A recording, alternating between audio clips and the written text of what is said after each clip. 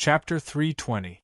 The people who died for him, the people he loved, and the people he felt guilty toward. At this moment, they were right in front of him, but he couldn't reach them. The farmer took 2 steps back and his hands trembled. Fourth sister-in-law. The monster seemed to have noticed his abnormality and noticed the farmer's careless dropping of the jar. Its simple intelligence also realized that this was an excellent opportunity. So, it let out a terrifying roar again. With blazing flames, its 4 hooves stomped the ground, and the life-threatening monster charged at the farmer with unstoppable momentum. The farmer looked at the pale face of fourth sister-in-law. He couldn't run or move. He murmured, "Fourth sister-in-law! Fourth sister-in-law!" At this critical moment, a loud roar came from the left.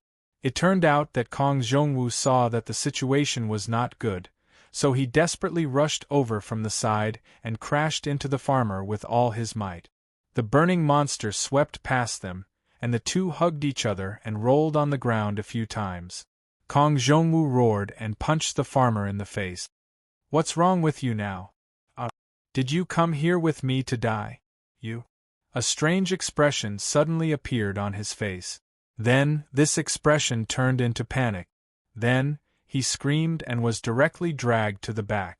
It turned out that when they passed by each other, a few green tentacles had quietly sucked his body and kept dragging him back. Kong Zhongwu roared and kicked his feet.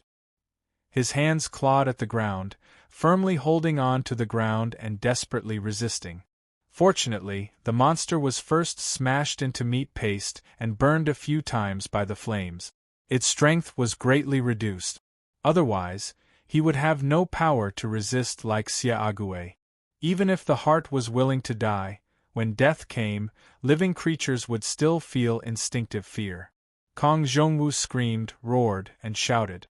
He reached out to the farmer lying on the ground. "Help me! Help me! Save me! Hurry up! Hurry up!" The farmer looked at Xia Ague, who was struggling on the ground, and then looked at the monster that was approaching with its tentacles. He grabbed the steel fork on the ground and was about to use it to save Xia Ague when his face suddenly changed. Pain and fear appeared on his face. He sucked in a cold breath and his face turned pale. Kong Zhongwu glanced at it, and he felt as if his heart had been soaked in snow in an instant. It was ice cold. It can't be at this time. The source egg in Runta's body awakened? The farmer staggered and knelt on the ground. Kong Zhongwu's shouts, the flames burning around him, everything seemed to be getting further and further away. Another world was waving at him. The people he had once unintentionally hurt, the people he had failed to protect, the people he felt guilty towards, the people who had died before him. His back felt numb, followed by a slight pain. The source of all suffering and torment had already awakened from within his body. It wouldn't be long before he would be completely devoured. He would reach the end of his life, and there would be no more difficult choices. There would be no more suffering in life. Yes, all resistance would be meaningless. All stories would have an end in the end. But, was this enough? Was it enough to die like this? Not do anything, not care about anything and quietly wait for release? Faintly, he seemed to hear the angry roar of the 9-gene-old woman. "Even if I die, I have to die standing. We are upright people, not beasts waiting to be slaughtered." Then, this voice became Xiaogui's. "Because she gave us martial arts and changed our fate, we have to become pigs and dogs that she reared. She can kill us, she can cut us, she can torture us? Do you believe this? What I sold was my loyalty, not my soul." Death was approaching step by step. Death was concluding this life. Death was coming, life was coming to an end. All the shackles and thick barriers that bound the soul were crumbling. People would think of many things before they died that they didn't dare to think of before. In front of the farmer's eyes, scenes of his life constantly flashed. This world was a furnace. He struggled for a lifetime, all for suffering. He was born in a humble family of servants. He played with the eldest miss since childhood. He once dreamed of protecting the eldest miss for a lifetime. But when the eldest miss grew up, he was sent far away and couldn't see her.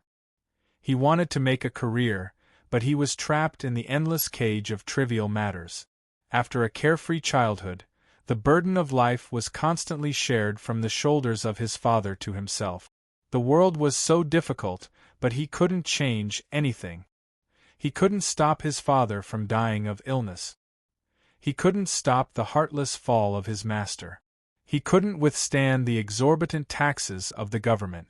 He couldn't resist the hundreds of tricks of fate. He wanted to change. He thought of every method and thought hard, but he always made things worse. The only time he was brave, it ended up like this. When the courage of the teenager and the young man gradually disappeared, what was left was a well-polished puppet.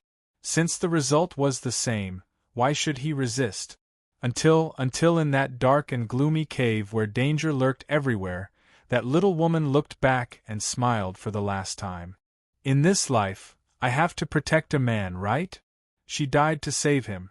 Now, her body was wrapped in the monster's body. She couldn't rest, couldn't be free, and was coldly looking at him.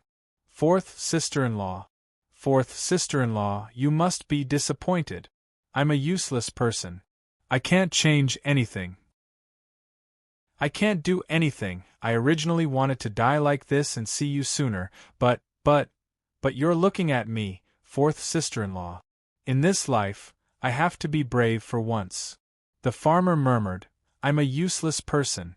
I watched my family die, but I couldn't do anything. I watched the eldest miss become like this, but I couldn't do anything. I couldn't save you, and I couldn't save myself. Maybe it's the last time I'm brave in this life, and I can't change anything. But at least, I want to see you openly. I want you to know that even if it's me, even if it's a person like me, I can be brave for one last time. With a bang, the blade in the middle of the steel fork was broken by his hand. He roared to the sky, held the broken blade, and suddenly stabbed it into his back. You stay there. The sharp spikes were nailed into his spine, and he felt a tremor from his soul. The screams of the larvae seemed to shake every cell in his body, and the feeling of powerlessness and pain tortured his entire body. However, an indescribable and inexplicable strength supported the man to grasp the last of his courage and slowly stand up. The steel fork in his hand moved, and the sharp blade pierced through the air, cutting off the tentacles that were grabbing onto Kong Zhongwu. The fire that was ignited earlier had already spread out. The farmer held the steel fork and stood on the ground. He glanced at Kong Zhongwu and whispered, "Run." Then, he raised the weapon in his hand and pointed at the monster from afar. Do you feel it? The larvae of the flying centipede have been nailed by me. Will it bite me to death first, or will it die from its injuries? He made the right bet. This monster's task was to ensure the successful awakening of the 8 bitter karma. How could it sit and watch the larvae die? It immediately changed its target. It gave up on Kong Zhongwu and turned all its attention to the farmer. Facing such a monster's direct gaze, the farmer was not afraid. He raised the steel fork in his hand. Fate was so unpredictable, and the human heart was so insignificant. He had once thought that with power, he could change the current situation, make himself brave, and change something. However, only after possessing power did he realize that the so-called power was nothing more than a poison that bewitched people's hearts. He thought that he could have everything, but he would constantly lose it. He thought that his fate could be changed, but he couldn't even protect the people he loved. But this time is different. The farmer held the steel fork tightly and whispered, "Fourth sister-in-law, look at me, look at me." The monster roared and rushed over, with the call of death, the raging flames, and the final judgment of fate on this small and useless person. Death was near, and the farmer had no fear or panic. Only this time, resistance was filled with hope. Fourth sister-in-law, he silently muttered the name of the person who gave him the last bit of courage. Unknowingly, the image of the first miss in his heart had already quietly disappeared. He recalled the soft body leaning on his back in the cave, and the soft whispers in his ear. "Don't call me fourth sister-in-law, I have a name. I'll tell you, my name is—" The life-taking monster roared and rushed over. The farmer raised the steel fork in his hand, and his eyes were wide open with anger. He let out the strongest cry of his life. That was the name of the person he loved. Xiao Cha. The night was gloomy, and the moon was faintly visible. Under the golden moon, in the burning village, there was a farmer in ragged clothes. He held a steel fork in his hand and stabbed it with all his might at the monster that was rushing over. There was no earth-shattering collision, no heroic sacrifice. Just like all the previous resistance of this useless person against fate, the result this time was the same as before. The nailed larvae kept struggling, and the green liquid kept wrapping around their bodies. A large number of corpses kept squeezing over. The farmer reached out his hand, pushed away the layers of corpses, and stroked the cheek of his beloved. He smiled. "Xiao Cha. Xiao Cha, look at me, look at me!" Then, he used the last of his strength to grab a pouch tied to his waist. This was a bag of kerosene found in a house. He held it in his hand, and then blew on the lighter that was also hidden at his waist. Bursting flames instantly rose, roaring, roaring, exploding out of the monster's body, burning, burning, burning, burning, burning, burning, burning. My resistance this time, finally, I won. Chapter 321. Kong Zhongwu watched as the last of his companions perished in the raging flames of the beast that had gone through hundreds of battles. At this moment, he was lying on the ground. He had yet to recover from the weakness of escaping death. Looking at the raging flames, he was in a daze. No one knew what he was thinking. Suddenly, he wanted to cry, but he also wanted to laugh. He had lived until now and was actually the last survivor. His life was hanging by a thread, and he was almost swallowed into the stomach of this terrifying monster. The farmer who had suffered all his life was brave for once in his last life, sacrificing his life to save him, and then perishing together with the monster. At this moment, Kong Zhongwu's heart was filled with the joy of escaping from death. Seeing through the world of mortals, having the will to live, and not wanting to live anymore, these thoughts had long been thrown beyond the highest heavens. He only remembered the fear when the green liquid tentacles sucked on his clothes and dragged him with all their might, the helplessness when he shouted loudly and struggled with all his might, and now he was breathing in large mouthfuls of fresh air and feeling the light pleasure of relaxing his limbs and bones. Being alive was really good.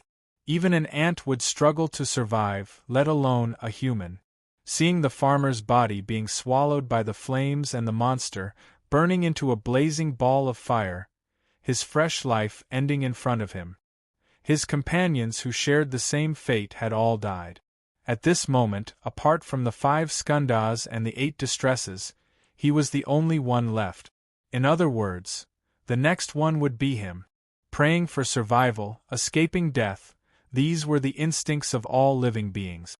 Although the will to live had already sprouted, although the so-called decision had already been made, fate loved to play tricks on mortals. In the blink of an eye, he had already gone back and forth between life and death several times, and had already personally experienced the terror and despair of death. The only thing left in his heart was his love and longing for life, his reluctance to part with this world. It was not his reluctance to part with wealth and power, but his longing for life. Moreover, there was also a thought that grew madly like a poisonous vine, constantly licking at his soul, taking root deeper and deeper in his heart.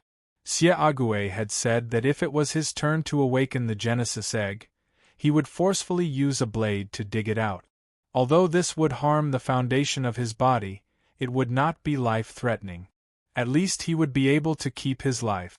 Just now, when the Genesis egg was awakening, Runtu had used a steel spike to pierce the larvae that were about to awaken and feed, giving himself the last chance to resist. In other words, the location of the source egg could be sensed and determined. In other words, I'll be able to survive. Even if the Genesis egg awakens, I'll still be able to live because I'm the last one. I won't have to worry about harming others if I take out the Genesis egg. Kong Zhongwu's face was filled with ecstasy. It was as if he had found a straw to clutch at in a desperate situation. He rummaged in his arms and found a steel dagger. He had taken it when he was searching the bamboo mountain. Rather than saying that it was for self-defense, it was better to say that it was for self-destruction. Now, this dagger had a new meaning and use. It carried the hope of the future and life. He laughed twice, as if he was very satisfied with his current situation and was looking forward to the future. Finally, this time, then, he saw an explosion of red light. From the burning corpse, a red rainbow broke through the air, sweeping across the already darkened sky, and rushed in the direction of Lu Town. Then, amidst the burning corpses, the broken limbs and the slightly charred human figure struggled to stand up. The green mucus kept shrinking, extending, tearing, and piecing together the corpses that formed the body. When he saw this scene, Kong Zhongwu seemed to have been struck by lightning. He was stunned on the spot, and immediately after, his intestines turned green with regret. He had never been more aware of the importance of the last hit than he was now. This cunning beast, this terrible monster, its mission was to recover the 8 bitter karma. It was very cunning. The farmer's death had severely injured it. If it showed even a little sign that it was still alive, it would have been killed by Kong Zhongwu, who had escaped death and was close to madness. It dared not take the risk, so it endured and used its core power to take out the farmer's spine to nourish the injured larvae. It guided the larvae to complete the devouring process, and then released the karma of the bitter karma. After doing all this, it finally launched its final attack and wanted to have a final battle with Kong Zhongwu. At this time, Kong Zhongwu's strength was gradually recovering, while his opponent's vitality was greatly damaged. It was struggling to piece together the body parts, the charred corpses of the farmer and Shan's sister-in-law hugging each other, the front half of the cow, and other fragmented or complete corpses. The efficiency was very low and its speed was very slow. Obviously, its strength was also greatly reduced. It could be said that the assembled monster seemed to be at its weakest moment in history. Kong Zhongwu turned around and ran. Run, why not run? This monster can't run anymore. It can't run anymore. I can get rid of it. Run, why not run? I'm about to win. I don't have to die. Why should I stay and risk my life to fight with it? If I accidentally die, wouldn't it be a waste? Run, why not run? The more I live, the more I die.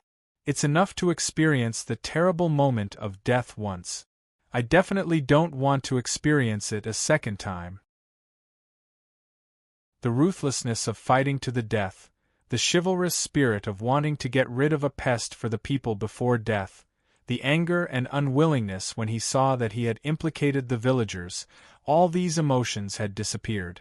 The desire to survive covered everything. At this time, Kong Zhongwu longed for the beauty of life, the value of survival. He just wanted to live, that was all. No matter what, he had to live therefore. He ran along the small road in the village, and ran out of the village. No problem, I can survive. I will definitely survive. When the source egg flares up, I will take it out. I will definitely survive. When he ran past a house that was half destroyed by the monster and half on the other side was burning, he suddenly heard a strange noise. An agitated and desperate voice said, "Help! Save me!" His human instincts made him turn his head and look in the direction of the cry for help. He quickly determined the situation. A half-grown child was pinned under a wooden beam. His complexion was normal, and he didn't seem to be seriously injured. He was just pinned down by something heavy and couldn't get away. This house was collapsed by the monster, and he was doomed to die. However, the house on the other side happened to be on fire. The monster was afraid of fire, so it quickly moved away and didn't eat him. Thus, he escaped with his life. Don't save him. Moving the wooden beam will take time. Moving the rubble will consume energy. He has been pressed down for a long time and can't move. If I carry him, I won't be able to run far. This is a critical moment, I can't implicate myself. Continue to run, I haven't lived long enough, life is in danger, everyone struggles for their own lives. Don't blame me. In a flash, Kong Zhongwu weighed the pros and cons in his mind and made a choice. He did not stop and continued to move forward. The child seemed to realize something, and his voice became more desperate. Save me! I can still run. Just help me move the wooden beam away. I beg you. Save me. Unfortunately, after experiencing the torture of life and death, the figure's heart was as hard as stone. He would not be moved by the miserable cries. The child looked at Kong Zhongwu's back in despair. When the monster attacked, didn't he suddenly appear and stop the monster to buy time for everyone to escape? He was so brave at that time, why did he ignore me now? Come and save me, punishing evil and promoting good, saving the innocent, isn't this what you do, your chivalrous deeds? Aren't you chivalrous? He closed his eyes and shouted in despair, Chivalrous hero, save me! Kong Zhongwu's figure stagnated. It was as if he was struck by a thunderbolt. Chivalrous hero. These two words were like the most miraculous incantation, making his feet rooted to the ground, making his mouth dry up, making him unable to move, making him unable to escape. Behind him, there were still cries of despair. Chivalrous hero, save me! He even felt a sense of desolation and melancholy. How long has it been since I heard someone call me chivalrous hero? No. I've never been called that before, right? Run, what use is the title of chivalrous hero? Run, they will never be grateful to you. Run, only when they beg you will they call you that. You can't save him, just like before, you couldn't help those who needed help, and instead you were hated and beaten up. You will only lose yourself. This time is the same. Run, my legs, run, keep running, keep running. In an instant, Kong Zhongwu's face became incomparably sinister. His face twisted, snot and tears flowed out, mixing together.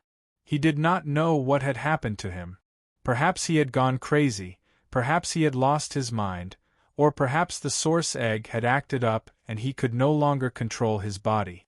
He should have run, continue to run to a safe place, run to a place where he could live. Ah! He roared, cried, and roared. He turned around and madly rushed to the ruins. He ran to the side of the crying child, who had been saved from a desperate situation. His eyes were red. He used all his strength to throw stones and lift wooden beams. He used all his strength, and used all his strength again and again. It was as if he wanted to use all his strength, as if he wanted to burn his entire body. It was as if there were countless indescribable emotions, surging, expanding, exploding, and howling in his chest. He had waited for this day for a long time. Chivalrous hero, the chivalrous hero you wanted, is here. You should have done this earlier. Where did you go 10 years ago? You should have called me that earlier. You should have done this earlier. You should have believed in me earlier. You don't know, as long as you call me chivalrous hero, I can be like this now, I don't even care about my life. I'm serious, I'm not a hoodlum who carries a broken sword from home. I want to be a chivalrous hero, you should call me that. The thick wooden beam was finally lifted up, and he raised his hand to drag the child out. The time wasted here was enough for the life-taking monster to approach with a roar. It was as if he had rehearsed this thousands of times. Kong Zhongwu slid out the dagger with a backhand, and with the other hand, he pushed the child who had just escaped into the distance and shouted, "Run! Run quickly! I'll block it!" He was finally going to face this terrible monster. The dagger in his hand swept past the cold light of Sunran, and the blazing fire in his heart burst forth with the last of his courage. Kong Zhongwu let out a long howl and attacked first. Swipe, stab, pick, and cut. The enemy in front of him was unimaginably strong, and it was not something that could be resisted with a dagger and courage. But what ordinary people could not do, what justice did not dare to do, was to be a chivalrous hero.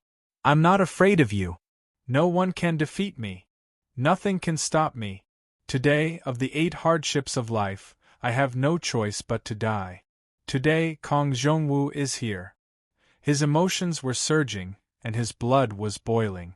The ground under his feet was so solid, and he felt that he once again had the courage to stand upright. The resentment, doubt, despair, and sadness that had accumulated in his heart for more than 10 years were all gone. All the residue and rotten blood were burned away by the blazing fire, and a new soul was reborn in a new body, calmly facing the final battle. The dagger flipped in his palm, and then he went straight for the center, breaking through layers of defense, tearing apart tentacles one after another, separating flesh, breaking the links, and cutting off the green liquid.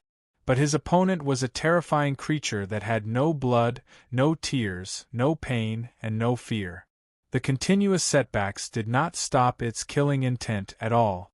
The moment the dagger pierced into the monster's core, the dozens of tentacles had already bounced up high. Kong Zhongwu was stunned for a moment, and then a smile appeared on his face. As expected, it was still not enough, but he did not feel regretful. At the critical moment, a thin sound like the sound of insects suddenly came from the sky, one after another. Then, dozens of silver lights whizzed down like a meteor shower, instantly cutting off the green liquid tentacles that were ready to attack. The silver feathers were controlled by an invisible hand, and like swallows, they flew up and down in the air, protecting Kong Zhongwu's body.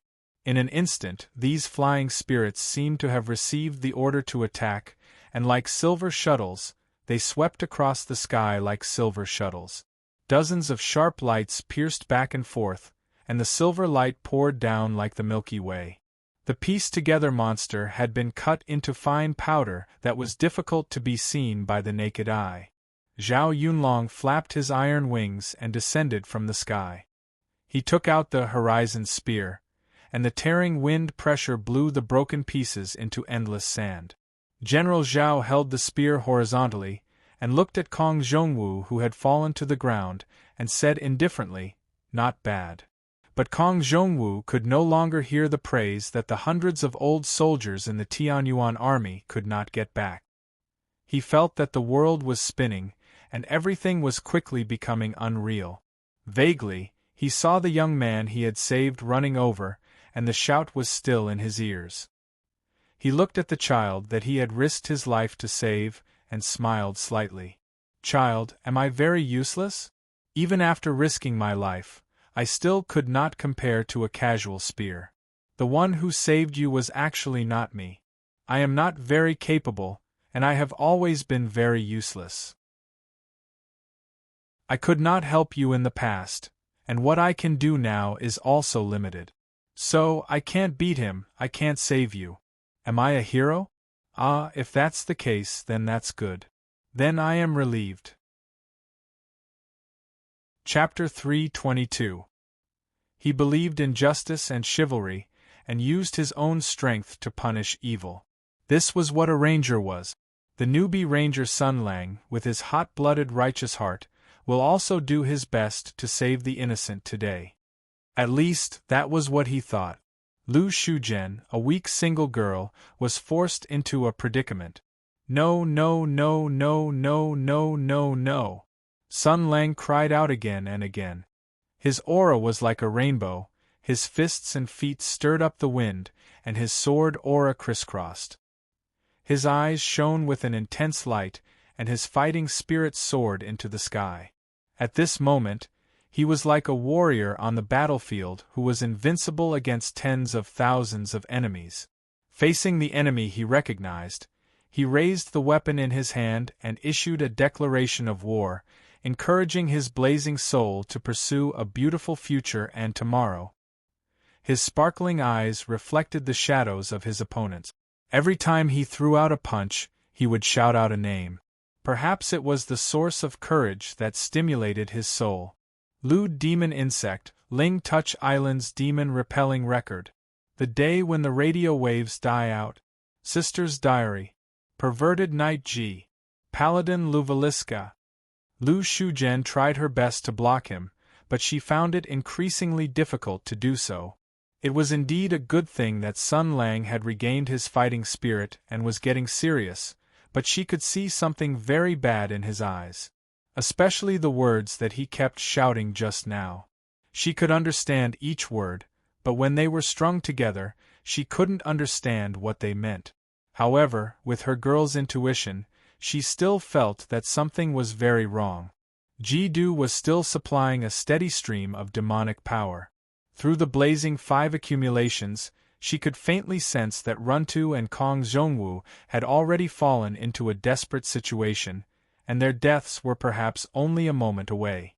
When the 8 bitter karmic powers were gathered, the blazing 5 accumulations would return to the source. Through the final sacrifice, the Ji-Du demon sword was about to be completed. The plan was so wonderful, but she found that Sun Lang had already become the greatest variable. So, why did he become so proactive? It felt so sudden. Ever since he touched me, he became very fanatical. What's going on? My great spear is thirsty. Sun Lang roared to the sky. I, Sun Ritian, will let you know that only the strong can have a breast. Over the years, most of the time, the one who controlled this body was the old leftover woman, Auntie Lu. Although the bitch personality was bitchy, after all, it was just a picture and clothes. It could be said that she was an armchair strategist and had seen too little. Even if her favorability towards Sun Lang was very high, she was still a virgin after all. She couldn't stand these thoughtless rumors. To put it simply, under the moonlight, Sun Lang gracefully handed over a flower, revealed a Jackson-style gentle smile, and said softly, I heard that summer nights are the most romantic season of the 4 seasons in the year, because there are always different opportunities, such as when I met you. I heard that you are a very beautiful little girl. Such lines, the B*TCH personality would definitely blush, and her favorability would soar. Moreover, in the ambiguous atmosphere and the situation where her hormones soared, coupled with her already high favorability, she would most likely be deceived by Sun Lang, this scumbag man. It could be said that once she saw her lover, she would lose her chastity. But now, Sun Lang suddenly became a carnivorous fighter. He punched and kicked, his murderous aura filled the air, and he roared towards the sky. His eyes shot out a beast-like light, and the corners of his mouth revealed a terrifying lewd smile like a rapist. All his actions and thousands of words converged into one sentence, which was, I'm going to F*King stab your F*King eyes. In this kind of situation, as long as a girl's IQ was online, no matter how high her favorability was, she would still be F*King panicked, right? Looking at Sun Lang's appearance, even the B*TCH personality panicked. She tried her best to stop Sun Lang's increasingly fierce attacks and shouted loudly, You? What's wrong with you? What do you want to do? Good question. I'm afraid you won't ask. Sun Lang beat his chest and let out a sad roar. How many F*King years have I F*King been F*King masturbating? Now, the strength of my right hand is 30% stronger than my left hand. The sword in my right hand is more than twice as nimble as the sword in my left hand. I can almost know your 3 measurements with one glance. I can even forcefully recall the many novels and romance novels that I played and read 8 years ago through meditation. If I F*King become a romance novelist now, I can beat the SH*T out of my industry peers in the world. Do you believe it? Especially these 2 years. These 2 years. Do you know how I got here? While he was suppressing Lu Shuzhen, his every punch and every kick could tear a large piece of the dense demon aura. In this kata suppression, where the demon aura flowed freely, his momentum soared like a hot knife through butter, catching up to the disadvantage, and gradually contending with the power of the demon sword. But what left the deepest impression was his eloquent confession, which made those who heard it cry, Do you think it's easy for me? Fighting for 6 years. All the F*King frontline. being a soldier for 6 years, even a sow has turned into a cicada. It's not easy to run to this materialistic world, King lambs. Can't touch. Can't *ck. I'm King going to become the #1 gigolo in the industry. Even if I'm going to have sex, King, am I King whoring her or is she whoring me? What the hell is this guy talking about? Anyway, Sun Lang revealed a sinister smile. I ked for so many years, and now you actually dare to appear in front of me. You're seeking your own death. Lu Shujian was frightened by this scary smile. She panicked and took 2 steps back. She crossed her hands and set up layers of defense with her demon aura. She screamed, "You! What do you want to do? *ck, I'm going to make you cry." Sun Lang punched out, and the surging sword energy seemed to come from the sky. It roared and broke through the layers of demon aura barriers. One punch after another, each punch condensed the supreme sword intent. He achieved the greatest result with the least effort. This was a realm that the B*TCH couldn't reach with the help of Jidu to obtain a huge amount of power. Only by experiencing endless bloody battles and slaughtering countless strong enemies could one forge a fighting skill that was like an instinct. The thick and heavy defense was constantly crumbling, but something even more terrifying was attacking the heart of the B*TCH personality. Sun Lang's every move was awe-inspiring and imposing. He was indeed worthy of being the general of Heaven's origin who had once reigned supreme over the 6 armies. However, the words he said were so terrifying that if it were to spread out, it would break the hearts of many people who had admired him. What do I want? I want to teach you a good lesson. I won't stop no matter what. I won't stop no matter what. I won't stop until you deeply understand your mistakes, until you don't even have the strength to beg for mercy. In short, I want to let you understand my anger and what you've done. Stupid woman, you're asking for it. Seeking death path. Sun Lang was so excited that his entire body was trembling. Combined with his imposing manner and radiant eyes, he really looked like a super high school level idiot.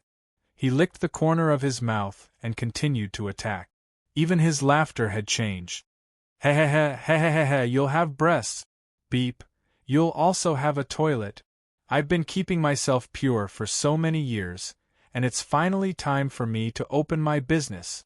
Using his palm as a sword, the yellow clouds moved for thousands of miles, and the white waves flowed like a snowy mountain. The sword energy stirred the wind and the clouds, turning into 9 invisible sharp blades. They spun and flew, blasting open the thick demon aura barrier like a drill. Sun Lang forcibly tore through the layers of obstacles and unstoppably rushed to the panicked Lu Shujian. He roared, "It's useless, it's useless. No one can stop me. Cry. Then move on your own." Idiots weren't scary. What was scary was that idiots knew martial arts. The B*TCH personality had already been frightened by Sun Lang's earth-shattering speech. As long as it was a virgin, no matter what her personality was, no matter how much theoretical knowledge she had, when encountering such a pervert, the panic in her heart could be imagined. Most importantly, her reliance had already lost its effect. The powerful demon aura of Kedu was nothing more than a slightly sturdy tile in front of a former sword saint marshal. She looked at the rushing Sun Lang, and the fear and helplessness in her heart had already reached the limit. She was panicked, she was helpless, she had no one to rely on. Yes, in this world, there was already no one she could rely on. Except for her. So scary, I don't want to. Save me, help me, I don't want to face this. Instinctively, such a thought flashed through her mind. That touch of despair and panic didn't escape Sun Lang's eyes. He stretched out his hand towards Lu Shujian, and in a flash, Sun Lang's right hand pressed on Lu Shujian's head. A light blue radiance flashed through his eyes, and in an instant, A gentle and flowing power flowed from Sun Lang's palm into Lu Shujian's Baihui acupoint. That power was so gentle, so vast, so inclusive, and so free and unrestrained like the clouds. The B*TCH personality opened her eyes wide in an instant and said in shock, What's going on? How can you have this kind of power? Before she could finish her words, she felt the fear in her heart being infinitely magnified. That enormous negative emotion suppressed her consciousness in an instant, forcing her to escape into the dark sea of consciousness. She closed her eyes and then opened them again. The other personality once again took control of the body. Aunt Lu opened her eyes and looked at Sun Lang, her expression infinitely complicated. Why didn't you just kill me? Why did you save me? Sun Lang smiled faintly. 8 years ago, when I came to this world, you, godly Dr. Lu, also attended the ceremony as a medical staff. You were also responsible for the examination and care of my body. You also had a part in that matter back then. There's still 1 year left, and I'm going to smash this world into smithereens. Things will end where they started. 8 years ago, this group of people watched me come to this world. 1 year later, as long as they're not dead, they'll have to be present and watch how I destroy the things they want to protect. Follow the rules, finish what you started, and don't let down the good relationship between everyone. He smiled. This big show, without your Aunt Lu, it would be very disappointing. So, you're not allowed to die. Lu Shujian smiled bitterly. But I made a big mistake, I killed a lot of people. Sun Lang said calmly, so what? Even if you kill everyone in this town, you can't die if I don't let you. Moreover, you didn't do it. Why are you taking the blame for such a boring thing? Lu Shujian shook her head sadly. You don't understand. You don't understand. Although I didn't do all this with my own hands, it all started because of me. If it wasn't for me, none of this would have had the chance to happen. Big drops of tears suddenly flowed out of her eyes. I shouldn't have existed in the first place. I'm the one who occupied someone else's body. Sure enough. Sun Lang nodded slowly.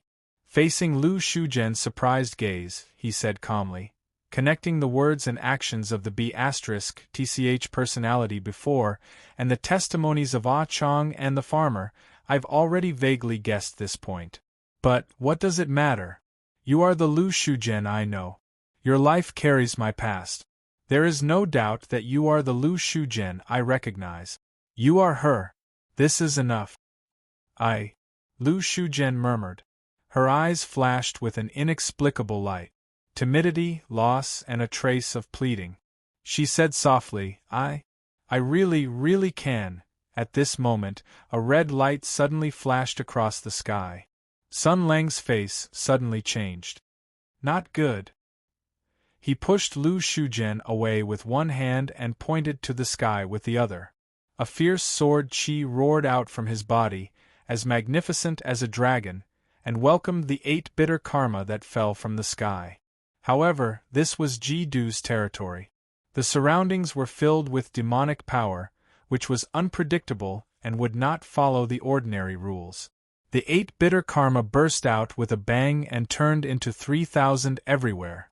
It avoided the attack of Sun Lang's sword chi and turned into thousands of scattered forces that seeped into the demonic aura all over the sky. Then, it returned to its origin. The karma merged into the demonic aura and returned to Ji-Du then. It all returned to Lu Shujian's body through the resonance channel between Ji-Du and the 5 skandhas. The karma that came from the farmer's life, along with Runta's life's sufferings and his last courage, was completely absorbed by the 5 skandhas. Lu Shujian suddenly opened her eyes wide. Her eyes were red. Brother Runtu Sun Lang's expression changed. He immediately reached out and pressed Lu Shujian's head.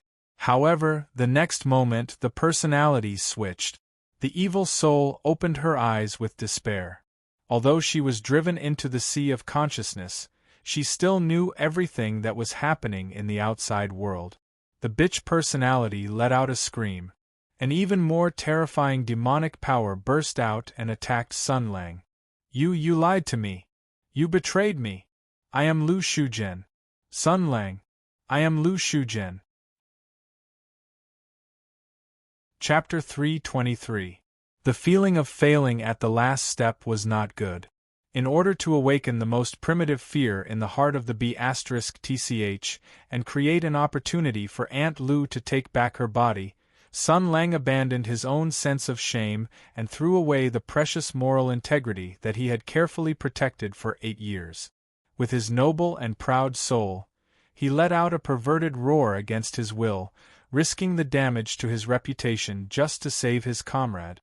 What a great spirit this was! However, just as he was about to succeed, he failed at the last step. In other words, 6 of the 7 distresses that were used as sacrifices had died so far.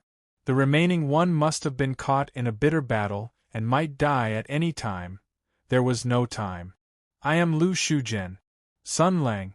I am Lu Shuzhen.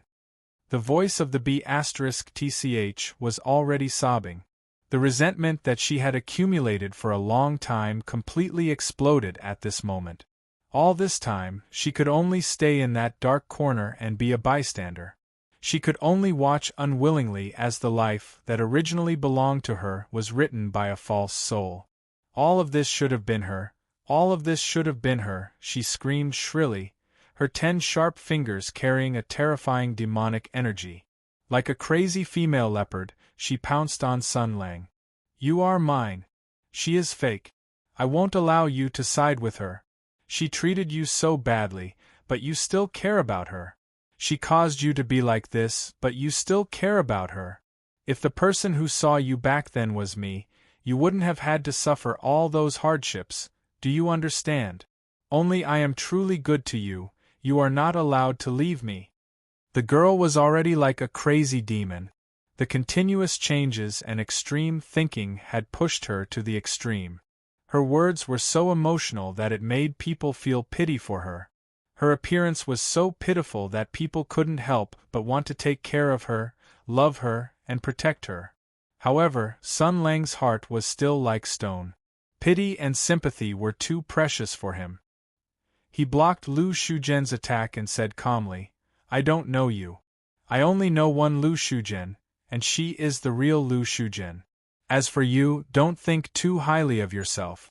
From the very beginning, you suddenly jumped out and said some strange things to me without permission. You prepared a suspicious path for me without permission. I appreciate your kind intentions, but I don't need anyone to arrange my future for me. I don't need anyone to teach me what to do. His expression had already turned cold. This is your last chance. For the sake of Aunt Lu, I can still spare your life. You are very pitiful, and she must have felt guilty towards you. If you die like this, I'm afraid she won't be able to forgive you for the rest of her life. So, give her and give yourself a chance to change your fate. The bitch was stunned for a moment and suddenly laughed. Her laughter was full of sadness and despair. She chuckled and said, You are always on her side, you are always thinking for her. But I can't get anything, and instead, I have to accept her charity? She raised her eyebrows and screamed, I will never admit it. I will never forgive her. I want her to live in loss and pain every day. I want her to be depressed for the rest of her life. Not only that, I want to kill everyone in this town. All the blood debts, all the price, the destruction of the Lu family, the death of innocents, the fate of the 8 distresses being played around. All the bitter consequences, I want her to taste it for the rest of her life. The bitch roared, and the blazing demon power rose into the sky, echoing with Ji-do. Her eyes flashed with a strange purple light, and she laughed crazily. All the remaining flying centipedes, hosts, hidden mice, chimeras, all the creatures that listen to my orders, I order you to wake up, then kill, destroy, and destroy everything. Take revenge on this world. Destroy this world. Until everything is destroyed. I will not rest until I die. As soon as her voice fell, a magnificent sword energy rose into the sky. Sun Lang pointed his sword, and the sword energy pierced through the mountains and rivers. The brilliant sword energy pierced through the air and heavily blasted on Lu Shujian's body. The bitch spat out a mouthful of blood, and the thick demon power around her shattered. Sun Lang didn't stop, and rushed straight to the sword altar. The high-spirited sword energy had already explained Sun Lang's intention. He wanted to destroy Ji Du. The bitch was caught off guard, and was hit by the sword, and had temporarily lost the ability to move. But she laughed, and there was still joy in her smile. It's useless. It's useless, useless, useless. You have lost the holy sword, and with only your mortal body, you want to destroy the demon sword Ji Du that is on par with the 7 luminaries' sacred sword? Sun Lang turned back, and showed an indifferent smile. What do you think I did 2 years ago? The bitch was startled at first, and then an extremely uneasy feeling appeared in her heart. Then she heard Sun Lang roar to the sky.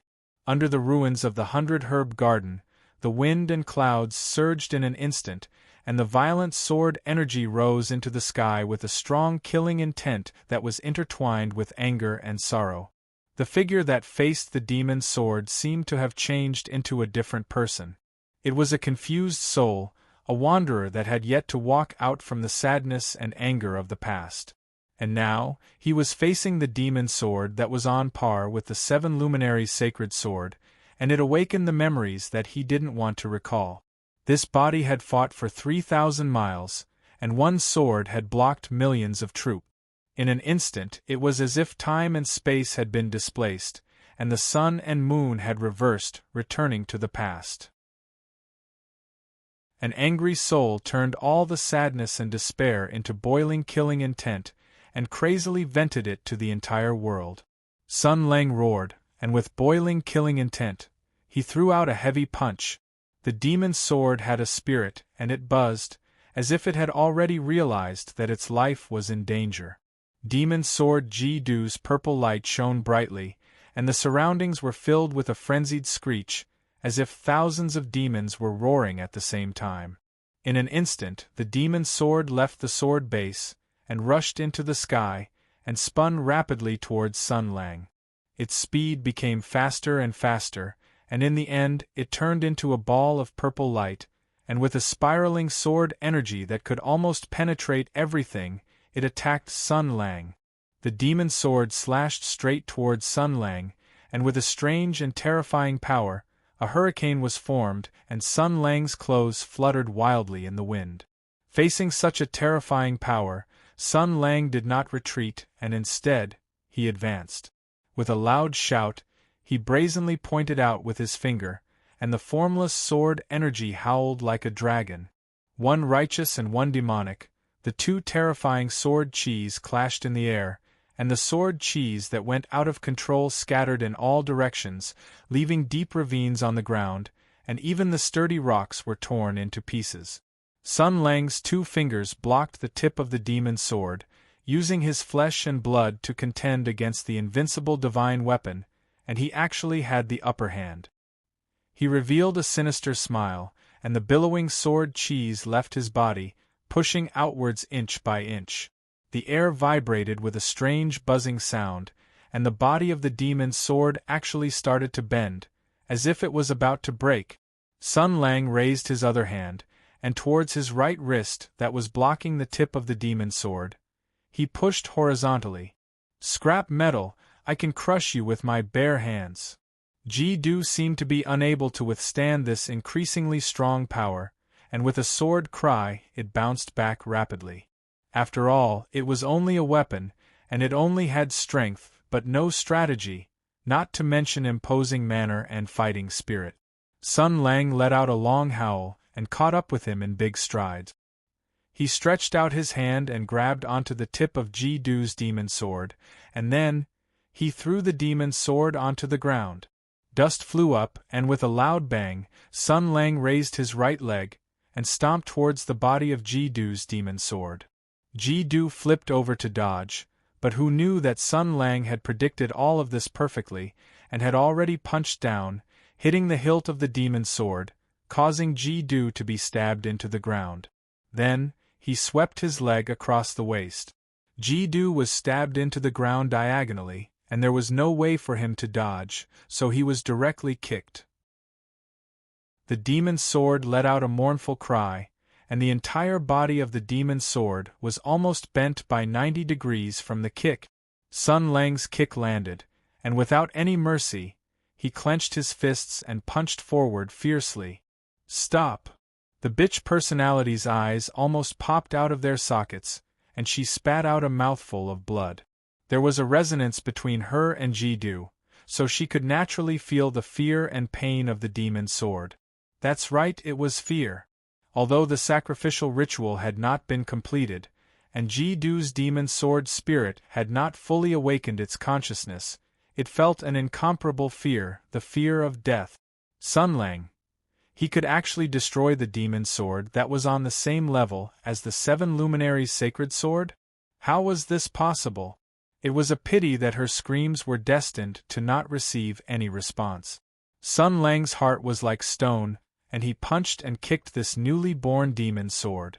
Everything was just as the bitch personality had hoped. The sword Saint Martial in the past would not have any mercy to his enemies, and he would not show any mercy. Even if it was a demon's sword, it would also be torn into a pile of scrap metal by him. The bitch personality was in pain, and she struggled. She felt Ji-do's pain, and felt the scars and small cracks on the demon's sword. Perhaps in the next moment, this demon's sword that she had painstakingly forged would be shattered under Sun Lang's heavy punches. Her lifelong dream and efforts would also disappear like the flowers in the mirror, and the moon in the water. She had paid such a huge price, but in the end it was all for nothing. And now, she was affected by Ji-do's attack. The demon power in her body had dissipated, and she could not move at all. She did not even have the strength to perish together with her other self. She could not do anything, and could only watch as she was about to fall into darkness again, and never be able to escape. After working hard for so long, after doing so many things, she did not get the result she wanted. She could not get anything, whether it was freedom, love, or dreams. She could not get anything. She could not ask for anything. She could not ask for anything. She laughed bitterly and blinked her eyes. Silently, that pair of despairing eyes lost focus. The next moment, some changes happened. Sun Lang held the sword hilt with one hand, and the sword tip with the other. He lifted his leg, wanting to tear the sword apart, but he suddenly felt a blazing light awakening from the demon's sword in his hand. He let go of his hand and retreated. There was a sharp pain in his left hand, and when he raised his hand, there was a red mark on his palm, and his skin was almost broken. The ranger shook his hand and frowned. In front of him, Ji-do was floating in the air, and it was constantly spinning. The demon power that filled the enchantment of the ruins flowed back like rivers returning to the sea. The octagonal altar was emitting a demonic blood glow, and it was boiling. A transformation was happening on Ji-do's body. The demon power grew, and the scars were healed. This demon sword was actually on the verge of awakening. What was going on? Sun Lang looked at the sky. Could it be that the last sacrificial offering had died? But he clearly did not feel the influx of karma. Ji-do emitted a colder light than before. In an instant, the sword tip reversed, and it flew towards Sun Lang again. Sun Lang sneered and raised his hand to meet the attack. But the demon sword suddenly hummed, and the sword tip changed direction, bypassing Sun Lang's attack, and rushed to the other side of the ruins. The ranger suddenly turned his head, but his heart sank. He saw Lu Shujian raise her hand, and with a light wave, Ji-do let out a joyful cry, and flipped and fell into her slender palm. Sun Lang strode towards her. Trash, what's the use of holding a broken copper and iron? Do you also want to be beaten into minced meat with your sword? But after he took a few steps, he suddenly stopped. The person holding the demon's sword looked at him, and her eyes were filled with calmness and sadness. Sun Lang frowned. Auntie Lu, what's going on? Lu Shujian revealed a sad smile and said softly, Ji-do is about to be completed.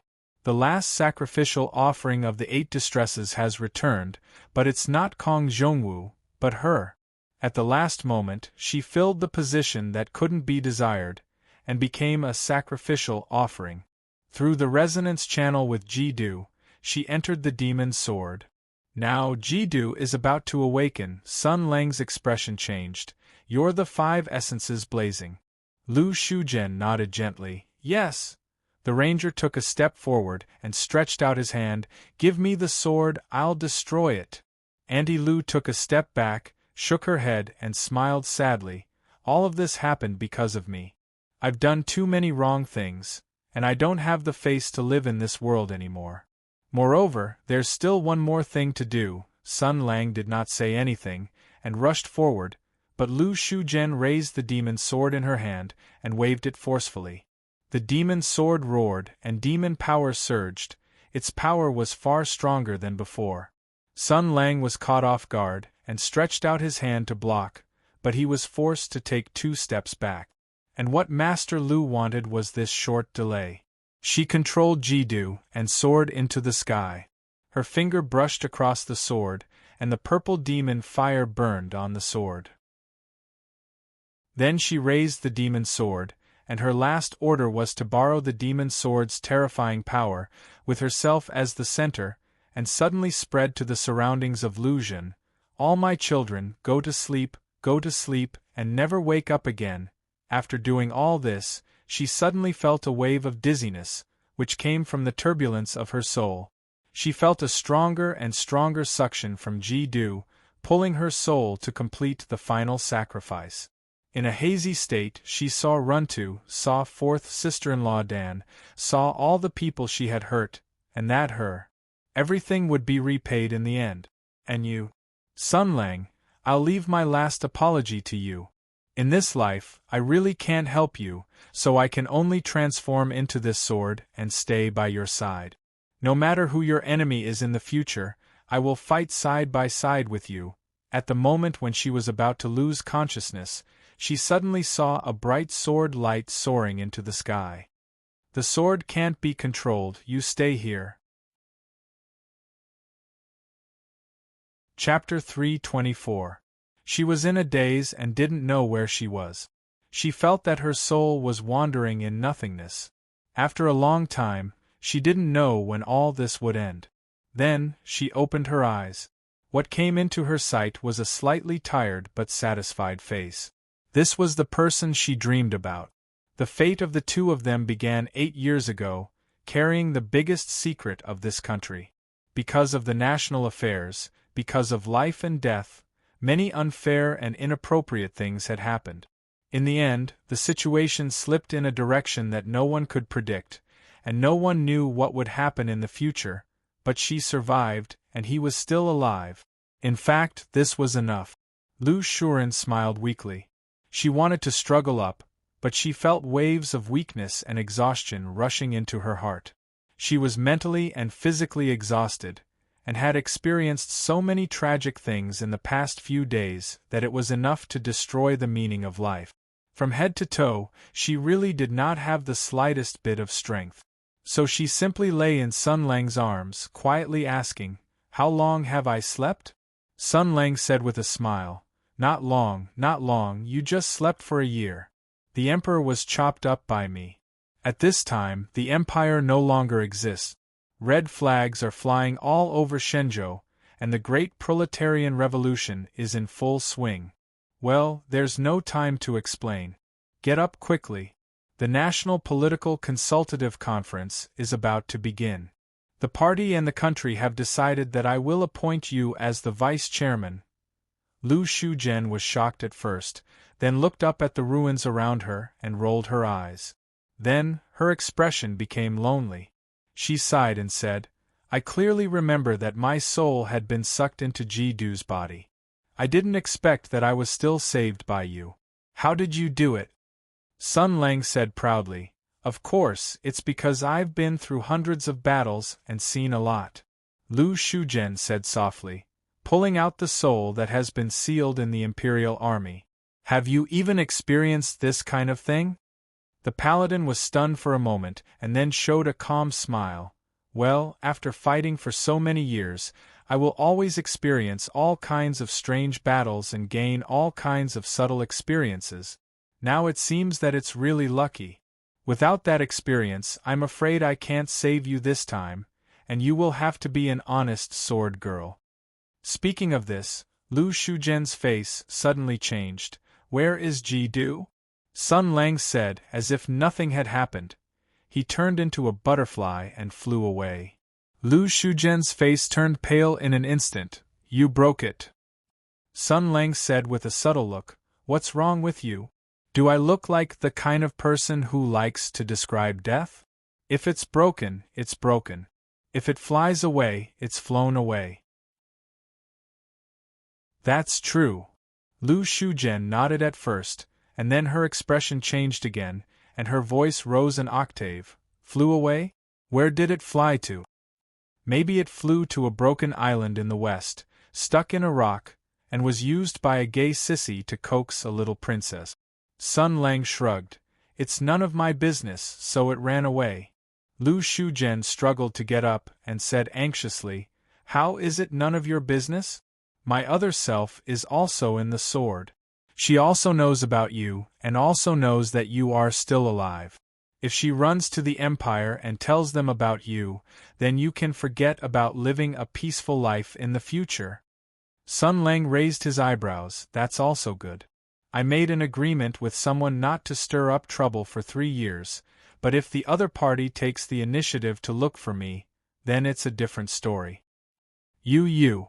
Lu Shujian was so angry that her chest rose and fell rapidly, and tears were about to come out.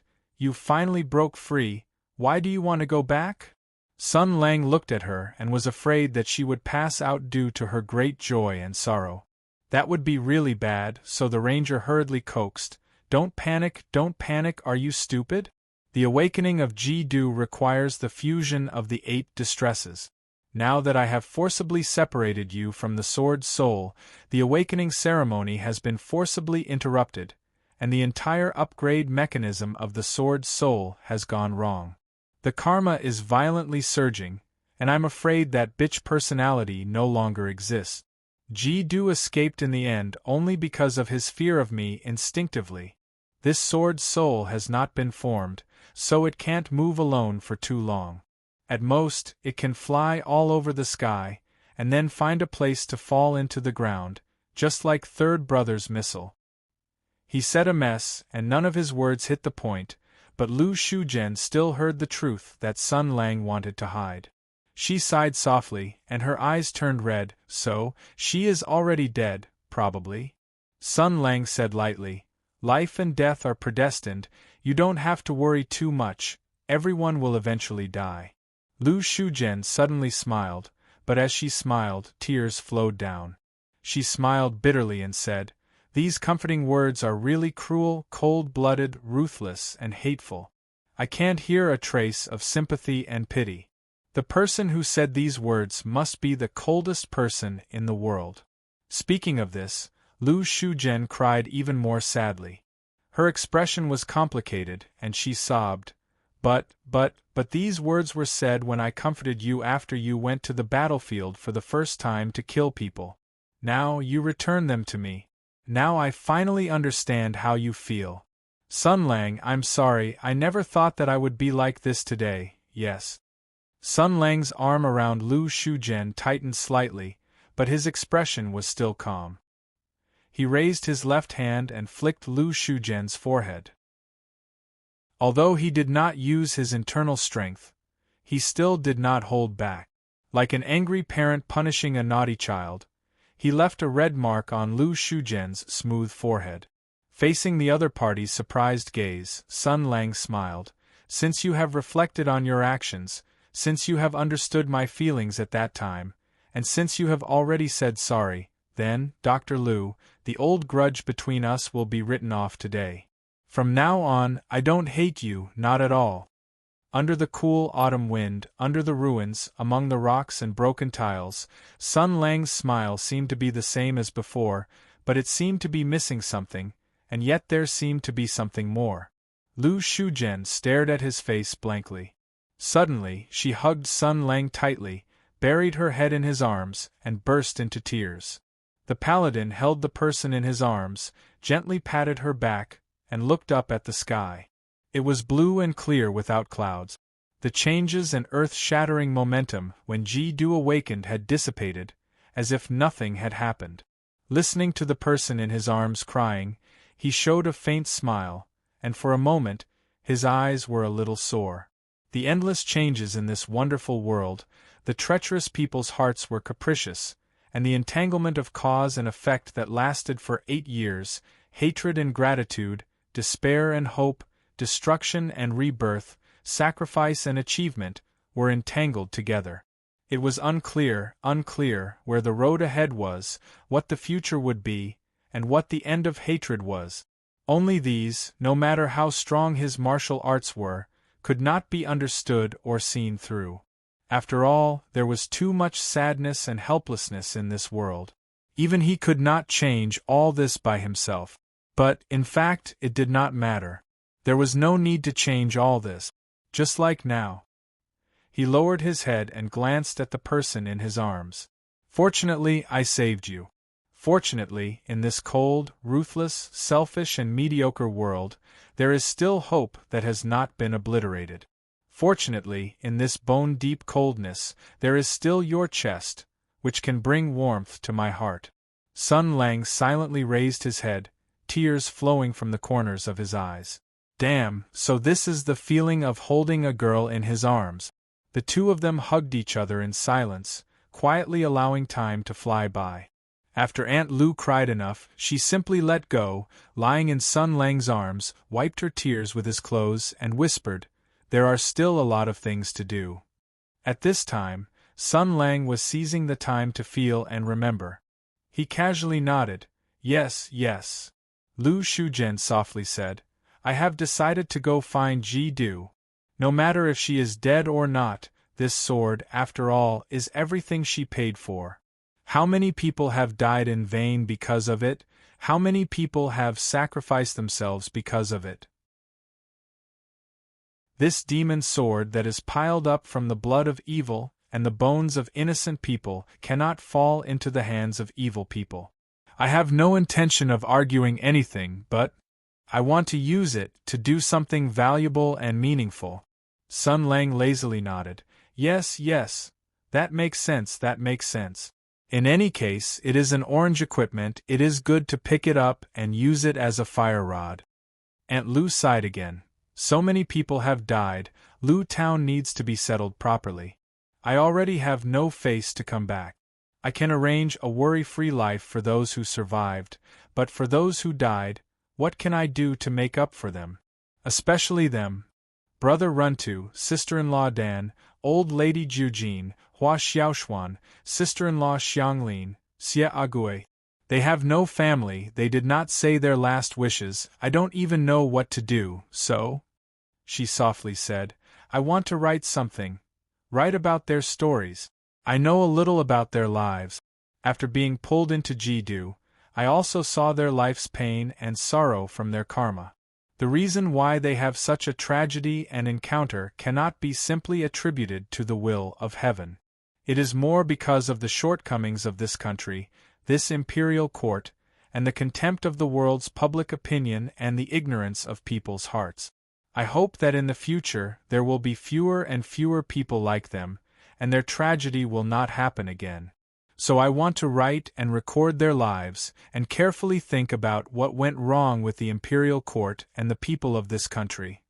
Sun Lang casually replied, "Sir should indeed write a little. I loved reading Sir's articles when I was young." Aunt Lu had already heard that Sun Lang's mind was wandering and angrily said, "I'm talking about serious matters, can you not be distracted?" The speaker did not mean it, but the listener took it seriously. When Sun Lang heard about serious matters, he seemed to have thought of something. Suddenly, he clasped Aunt Lu's shoulders with both hands and said seriously, "When you say this, I remember a very important matter." Lu Shuzhen heard him speak seriously, and thought that it was something important about Lu Town. She quickly straightened up, faced Sun Lang and anxiously asked, "What's wrong?"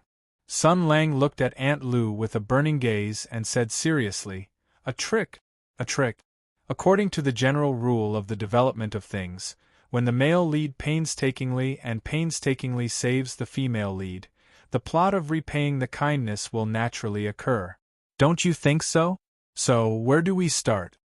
Lu Shuzhen looked at Sun Lang, her beautiful face slightly red, and her eyes wandered. She glanced at Sun Lang with a smile on her lips. This glance immediately made Sun Lang's body shake, and his little brother moved without wind. Then, in the next moment, Aunt Lu pressed her head and said weakly, I suddenly feel very dizzy." Sun Lang's expression instantly turned cold, and he glanced at her. Keep pretending." Lu Shuzhen cried out and fell into Sun Lang's arms, muttering to herself, "I'm so tired, I really want to sleep." Huff, huff. Sun Lang sneered at first, then realized that something was wrong. He reached out to push her, and then flew into a rage. F***ck. "You're really asleep? Hey! Wake up! You're shameless! Hey, why aren't you following the basic rules? Hey, wake up! You're acting like this. Even if I take advantage of the situation, it's still very F***king boring. Hurry up and cooperate with me. I really want to know how it feels to be taken by a big sister. Why don't you F***king consider my feelings?" Unfortunately, Aunt Lu seemed to be really tired, and no matter how Sun Lang pushed her, she did not wake up. She was sound asleep, and the corners of her mouth were still curled into a smug smile, as if she was in a defenseless state, which made Sun Lang almost go crazy. Hey! If you don't wake up, I'll do it directly. I'll go all out and do it directly. I'll cook the rice directly. I'm going to touch it. I'm going to put my hand in. Damn you win. Sun Lang helplessly carried Master Lu on his back, and retaliated by slapping her but twice. It felt pretty good. Aunt Lu, who was sleeping, let out a sleep talk. She twisted her body, and then changed into a more comfortable position, lying on Sun Lang's back, and continued to sleep comfortably. Sun Lang rolled his eyes, and as he walked, he chattered, "Sleep, sleep, sleep. Let's see how long you can hide. Just you wait. When the time comes, I'll definitely make you tear the bedsheets and grab the railings." Then, he carried Lu Shuzhen on his back and walked up the huge ruins of 100 Herb Garden. The gorgeous pavilions and buildings were all gone, and completely turned into memories of the past. The cage that imprisoned Aunt Lu should also dissipate, right? The warm sunlight shone on Sun Lang's face. He chuckled and said softly, "Congratulations, Aunt Lu. You've already walked out, but when can I walk out? If I forgive you, who will forgive me?" Maybe it was an illusion, or maybe it was a subconscious action in her sleep, but Aunt Lu's arms around Sun Lang's neck tightened slightly. Chapter 325. Today, after experiencing the initial hustle and bustle, Lu Town had returned to its former calm. The events of the past few days were enough to become a topic of conversation for a long time. As soon as they woke up, the masses were pleasantly surprised to find that the mountains above their heads had disappeared without a trace. Squire Zhao Laosi, Lu Town's He Chunlai, as well as the tyrants Kong Zhongwu and Xie Ague, who had rapidly risen in recent years, had all disappeared without a trace. The most noteworthy was the Lu family, a large family that had occupied the town for more than 100 years. Overnight, the last remaining herb garden had been razed to the ground. Everyone was surprised, happy, and curious. After careful discussion by the all-knowing scholars in the tea-houses and restaurants, they finally came to a conclusion. A certain hero who had punished evil and robbed the rich to give to the poor had eliminated all these tyrants in one day. He had also heard that the herb garden was haunted, so he had taken advantage of the night to enter and fought with the ghosts of the dead. In the end, he had directly razed the place to the ground, ending all troubles once and for all. Unfortunately, this explanation was too bizarre. No matter how hard they racked their brains, they still couldn't figure out how the person who could destroy such a huge 100-herb garden was capable of fighting. Thus, they were inclined to believe that this was justice from the heavens. It was as if the heavens had thrown down a meteorite or a bolt of lightning to solve the historical problems left behind by the 100-herb garden. The proof was that they vaguely remembered that there seemed to have been a huge commotion yesterday. There were sounds and strong lights, yes, it seemed that everyone had lost their memories of yesterday and felt confused about what had happened yesterday. They only remembered that when they woke up today, Lu Town had undergone earth-shattering changes. These muddle-headed ordinary people definitely wouldn't be able to understand the strangeness and subtlety of it. Therefore, they didn't think about it. After all, none of this had anything to do with them. After all, no one in their family had died, their house hadn't collapsed, and this was Lu Town. The Emperor's grace couldn't reach them, the wind and waves of the sea couldn't reach them, and the sky demon had been eliminated. Even if the Russians came from the north, Mingzhou would be there to deal with them. Everyone knew their place, happily, and lived every day as usual. As for the stories that had happened in the past few days, they could only be used as a topic of conversation, to scare children, and to brag to foreigners or countrymen in exchange for their reverence and a bit of spiritual satisfaction. They would talk about the rich but heartless Lu family, about the Kong and Xie duo who rose and disappeared like lightning, and about how a few rich and heartless landlords in town had finally been punished by the heavens. Then they would be happy, thinking that in this world good and evil would be rewarded. It was not that there was no reward, it was just that the time had not yet come. Therefore, even if they were bullied by Kong, Xie, and Zhao He in the future, they could use this most realistic example to convince themselves that they should just wait and be patient. Sooner or later, someone would come and take them away. This was probably the meaning of the stories of the heroes who did justice to the evil and the scenes of the upright officials defeating the corrupt officials in dramas to the people. As for the people who had mysteriously disappeared and died in this world, such as the red-clothed boy Hua Xiaoxuan who suddenly died under the arena, or the crazy old woman who often wandered around Lu Town and talked about her Mao, or the beautiful widow who was widowed at a young age and whose son died, these people had mysteriously disappeared and disappeared. No one had seen them again. Perhaps they were all dead. But who cared about the life and death of these people? However, all of this had nothing to do with one person. Lu Shuzhen packed her luggage and stood on the mountain outside the town, gazing at the land where she grew up. A familiar voice came from behind her. "Leaving so soon?" "Yes." Lu Shuzhen turned back and smiled softly. If this incident had benefited her in any way, it was that her personality had softened and she had become more feminine. She said softly, "My story here has ended. Lu Town is still Lu Town, but my story is gone. I feel guilty about this place. I don't know how to face it. After all, there are too many memories here, many of which are not good. Even I don't want to stay here. I want to erase this nightmarish past, but in the end, I can't forget it." Sun Leng said with a subtle expression, "That? I'm not talking about this. Don't be so artistic. I'm saying that we still have a scene and several CGs that have not been recycled." Although she did not understand Sun Leng's terminology, Lu Shuzhen easily understood his meaning with a woman's intuition.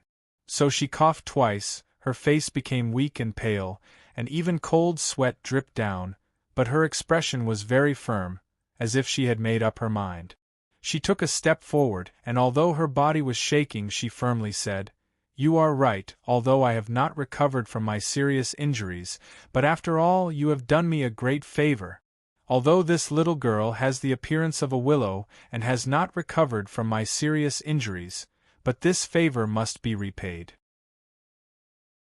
So if you don't mind that I have not recovered from my serious injuries, I am willing to repay you with this seriously injured body of mine to thank you for everything you have done for me.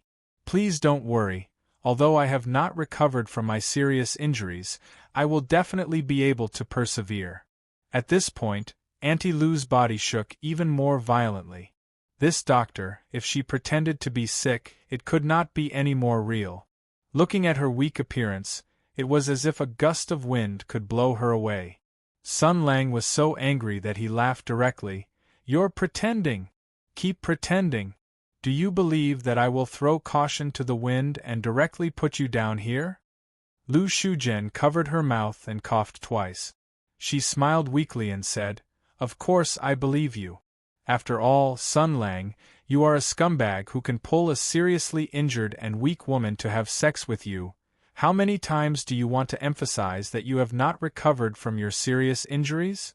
Also, you seem to be mocking me as if nothing had happened just now." Lu Shuzhen turned her head to the side and said timidly, "I didn't. Disgusting! Disgusting! You're already so old and you're still acting cute." Sun Lang stomped his feet and said, "You can hide for the first time, but can you hide forever? Why should the weak resist? If you don't resist, it will be very comfortable. Why don't you understand?" Auntie Lu suddenly laughed and reached out to hug Sun Lang. She said softly, "I just don't want to associate this with kindness and make it seem like I'm repaying a debt of gratitude. I don't like it." When Sun Lang heard this, in addition to Auntie Lu taking the initiative to hug him, the pair of plump breasts pressed against his chest. It was soft and very comfortable, so his expression softened slightly. Who knew that Auntie Lu would follow up with another sentence, "Since you've been a virgin for so long, it doesn't matter if you wait a little longer. You woman! As expected, I should have had sex with you on the spot. Humiliating line. Bring up the equipment. Silver suspension jade sulfur ring. Mr. Burmese bell lock yang jiao." Lu Shuzhen smiled as she dodged. Suddenly, she turned around and shouted, "Hey! Come over quickly. Sun Lang has something to tell you." A few figures flashed over from the foot of the mountain. Sun Lang rolled his eyes and pointed at Auntie Lu with trembling fingers. "You didn't eat the virgin chicken that was sent to your mouth. Don't regret it in the future." Lu Shuzhen said with a smile, "Do you think you can fly?" She had been beating around the bush for the past 2 days, and had already deduced that Sun Lang had a special power that could awaken a woman's most primitive desires and make a woman's body react instinctively. Because of this reason, he couldn't touch other women at will. Previously, in the 100 Herb Garden, she was also done by him. But now, she didn't seem to have this kind of concern.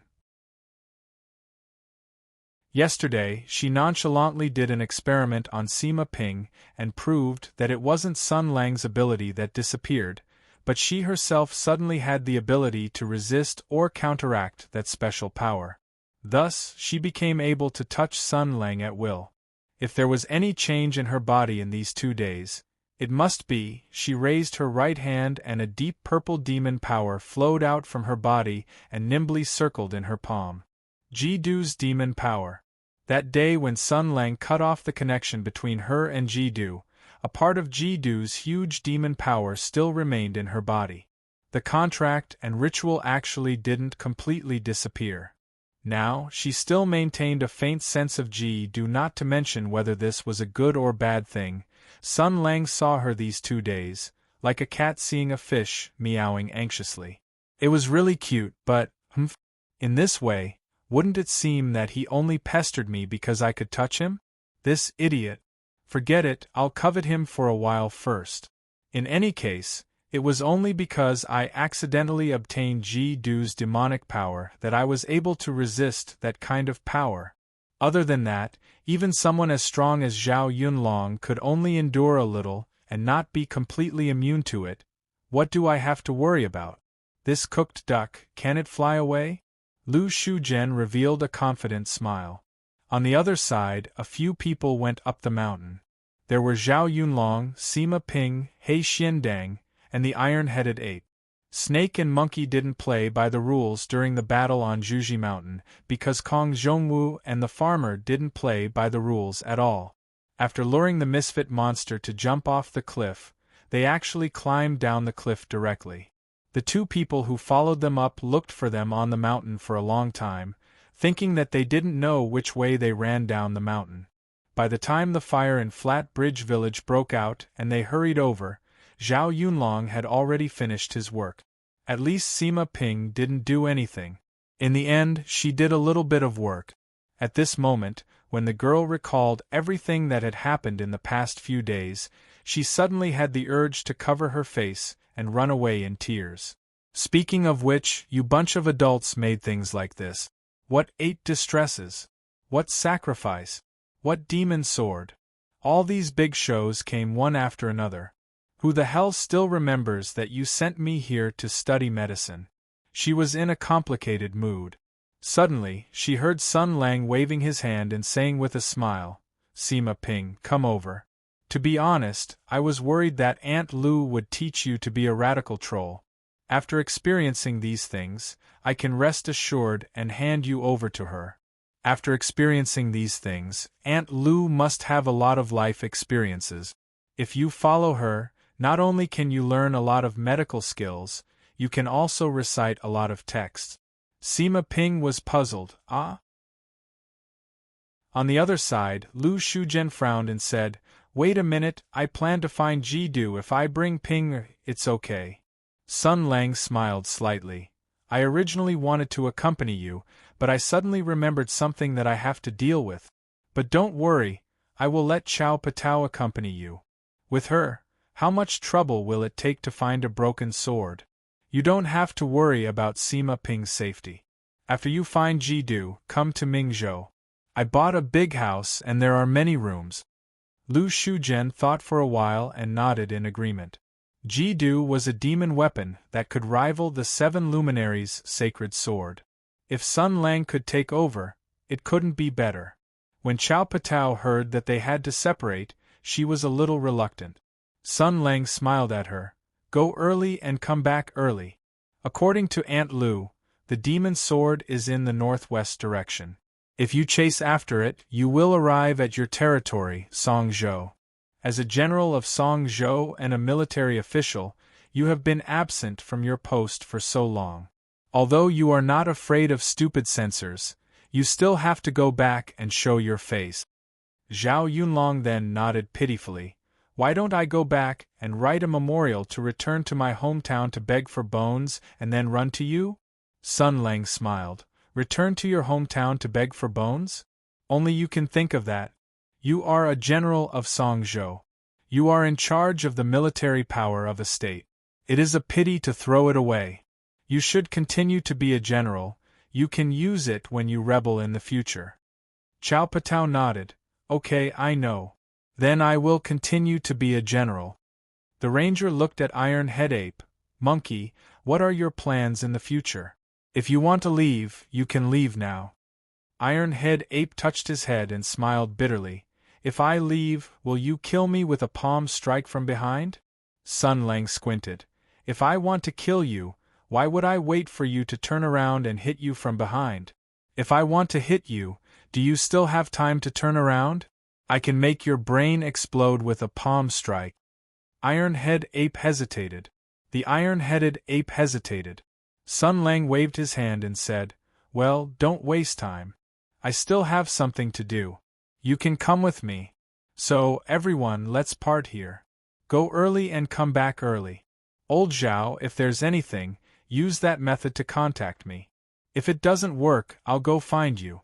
Then, he turned around and walked down the mountain without hesitation.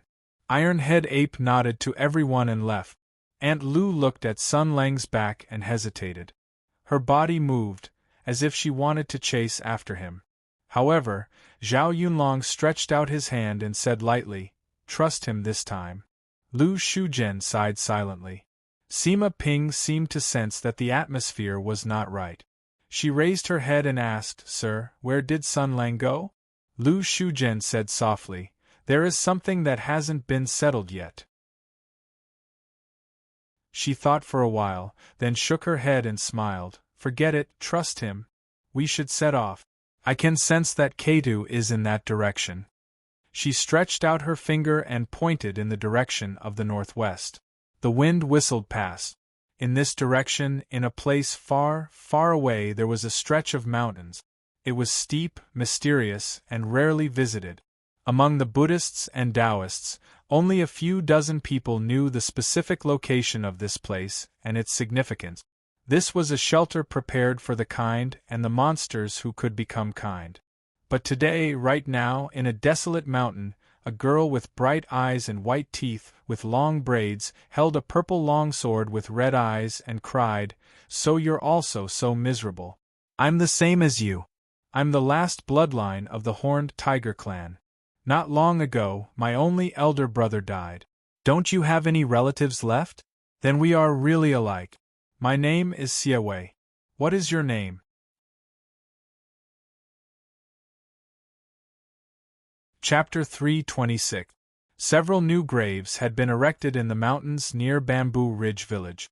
The people who had suffered so much had experienced the first half of their lives in torment, the second half of their lives that seemed promising but were in fact filled with despair, regret, satisfaction, hatred, and no regret. Finally, they were able to rest under this land. They had been tossed and turned in this scorching world when they were alive. After death, they were laid to rest in this small grave. This was the way of the world. Most people came to this world to suffer. Now they were finally free. But there were still some who were not free, or perhaps they had been reborn. Kong Zhongwu knelt in front of the 6 graves. He had taken the initiative to bury sister-in-law Dan and Runtu together. Then, he buried Xie Ague, Xianglin Sa, Jiu Jin's old lady, Hua Xiaoxuan, and Ah Chong. He tried his best to collect everyone's corpses so that these former companions of his would not die without a proper burial. He heard the sound of unhurried footsteps behind him. Kong Zhongwu's expression remained unchanged as he said calmly, "Wait a moment. There's still some paper money left." "It's fine." Sun Lang stood where he was. He looked at the ashes and paper money scattered all over the place. He was slightly surprised. Hell's inflation must be very high. Although Kong Zhongwu didn't know what inflation meant, he could still understand the meaning behind Sun Lang's words. He smiled faintly. "It's just a small token of my appreciation and consolation. Truth be told, hell doesn't really matter whether it exists or not." He tossed the stacks of paper money into the blazing bonfire, and the light from the flames illuminated his face. "I've always found it strange. Those high-ranking officials, bigwigs and tyrants, who exploited the people and committed all sorts of evil deeds in their lifetime, yet most of them were able to die of old age and live better lives than the hard-working and simple mortals. If the purpose of hell's existence is to allow these villains who did not do good deeds in their lifetime to enjoy fame and fortune to receive the so-called punishment after they die of old age, then what is the purpose of hell's existence apart from comforting the kind, cowardly and easily bullied people?" At this point, he shook his head and smiled. "But I still hope that it has. I hope that there is a world after death. I hope that pitiful people like Runtu and Xianglin Sa can be reincarnated into a good family. I hope that Xie Gui, Jiu Jin's old lady, and Hua Xiaoxuan can be well in their next life." Xiaogu. Sun Lang had already heard about Xiaogui's deeds and ending from the iron-headed ape as he shook his head. "This person is very smart and sensible. However, he's not brave when he should be brave. However, he's decisive when he shouldn't be. What a bad habit.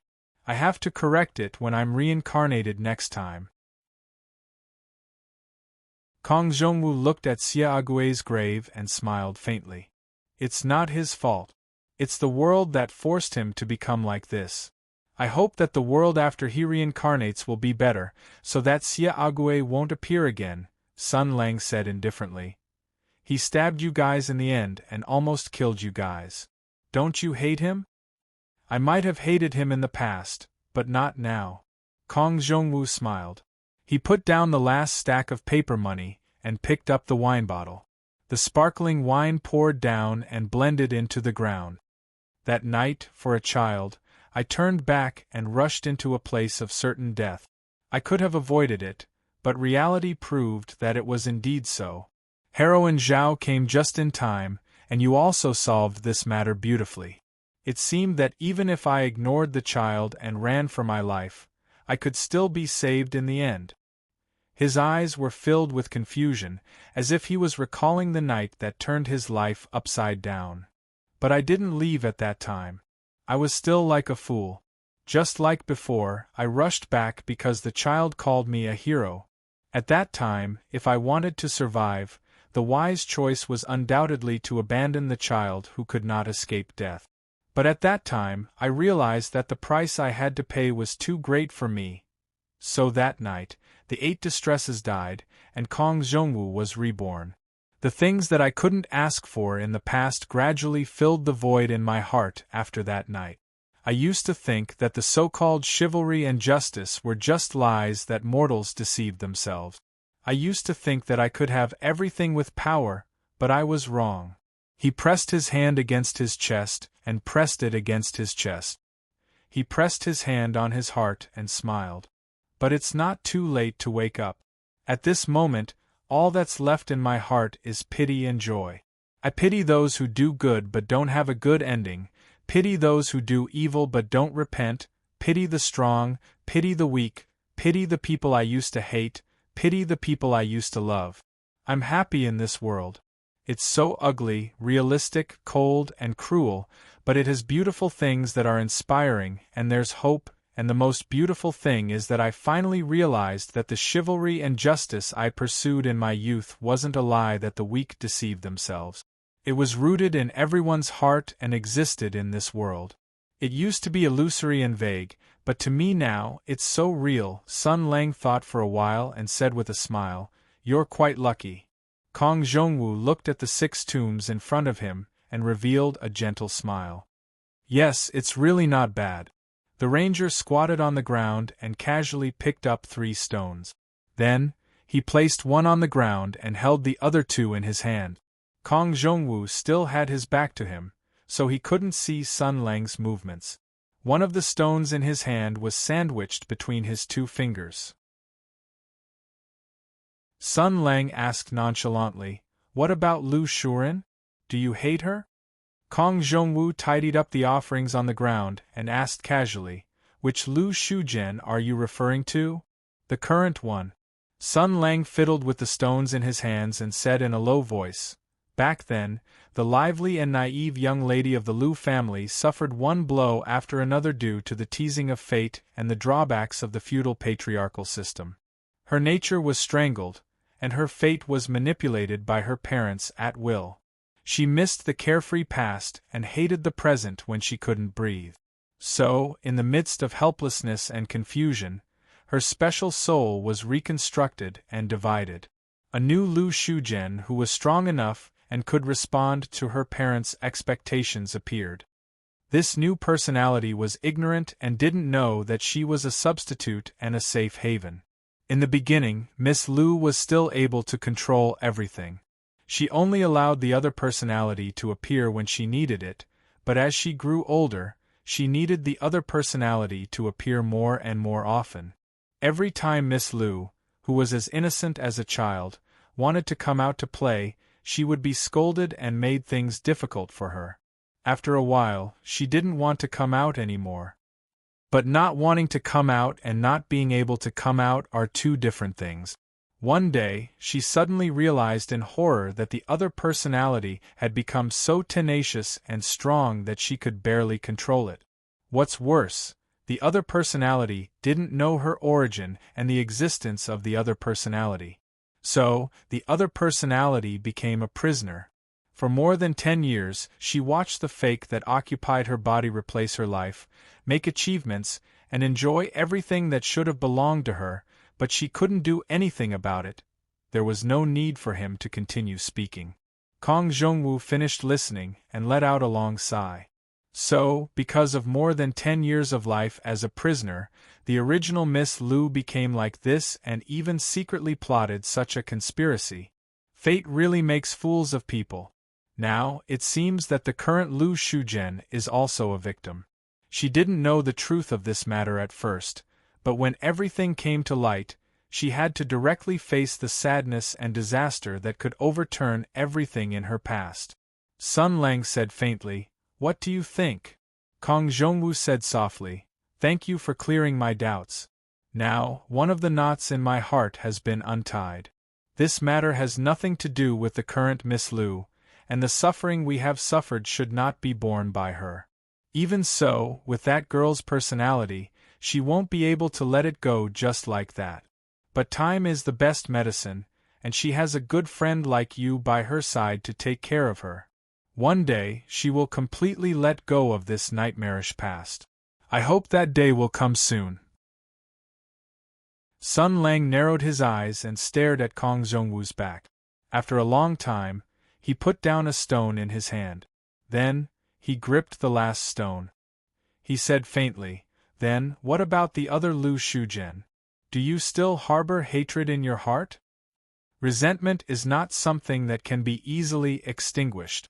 But just as I said, right now, in my heart, pity is greater than resentment. I pity her suffering and pain, since she has already received the punishment she deserves.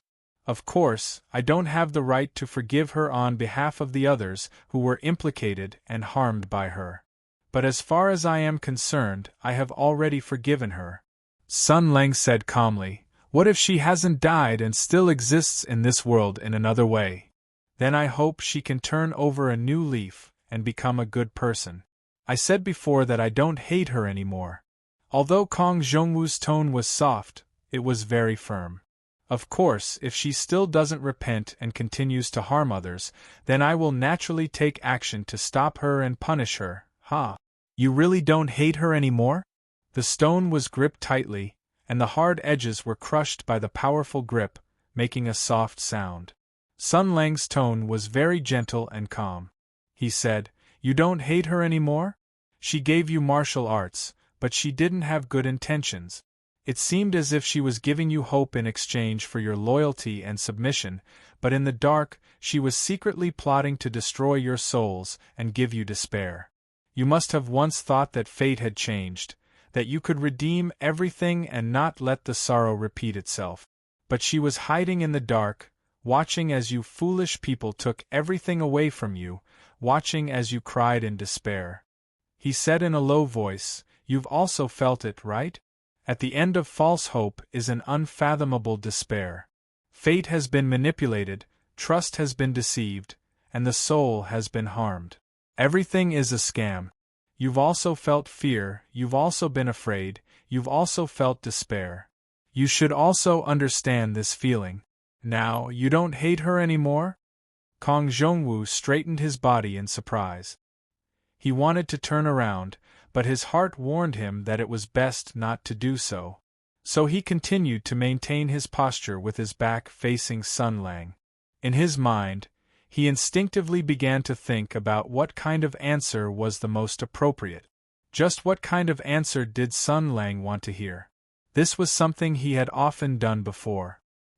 He liked to speculate, liked to consider, but now, he suddenly remembered the him under the moonlight who had charged into a desperate situation without hesitation.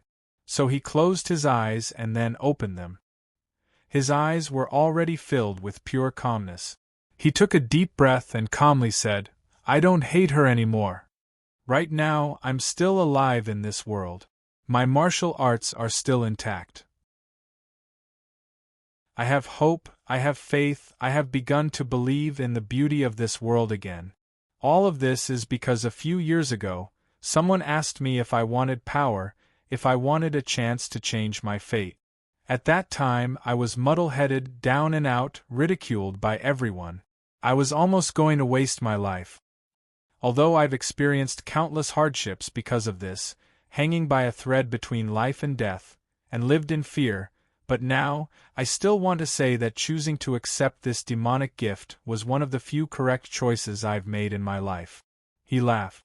"And Miss Lu, who gave me all of this, who also had such a pitiful and painful fate, how could I hate her?" The only stone was pinched between Sun Lang's fingers. His voice did not fluctuate, but it contained a coldness that could almost freeze everything. He said word by word, Then, if you are an ordinary and happy person with a family that is worth cherishing and a future that is worth looking forward to, if one day, someone suddenly takes you away and forcibly imbues you with skills, forcing you to be a chivalrous person, forcing you to kill one so-called great villain after another, even if these people have nothing to do with you, and will never be able to do anything to you, you cannot resist, and can only comfort yourself in the constant slaughter, saying that it is not bad to become a hero, that it is not a bad thing to be successful and famous, and that it is not a bad thing to be respected by others. But suddenly one day, they feel that you are out of control and want to get rid of you, using despicable and shameless methods to shatter all of your fantasies and hopes. He said word by word. Then answer my last question, Hero Kong. Under such circumstances, will you let go of your hatred? Kong Zhongwu was silent, as if digesting this question. After a moment, he sighed in a low voice. No matter what reason there is, it is not enough to be a reason to hurt the innocent.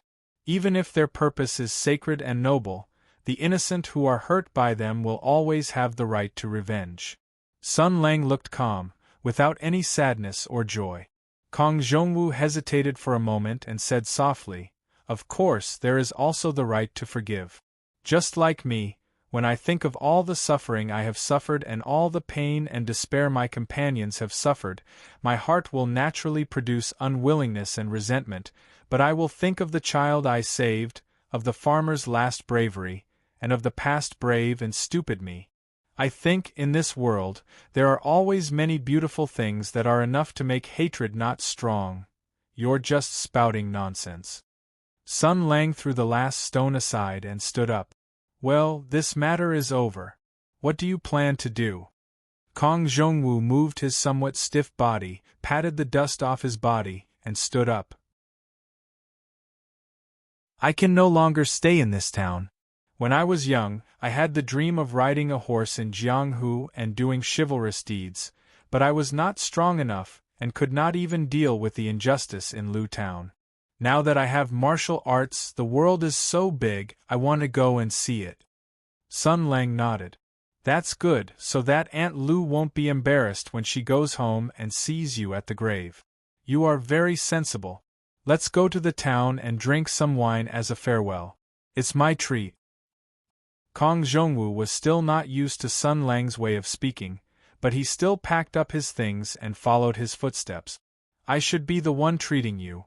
I was able to escape with my life, because of your help. Thank you very much."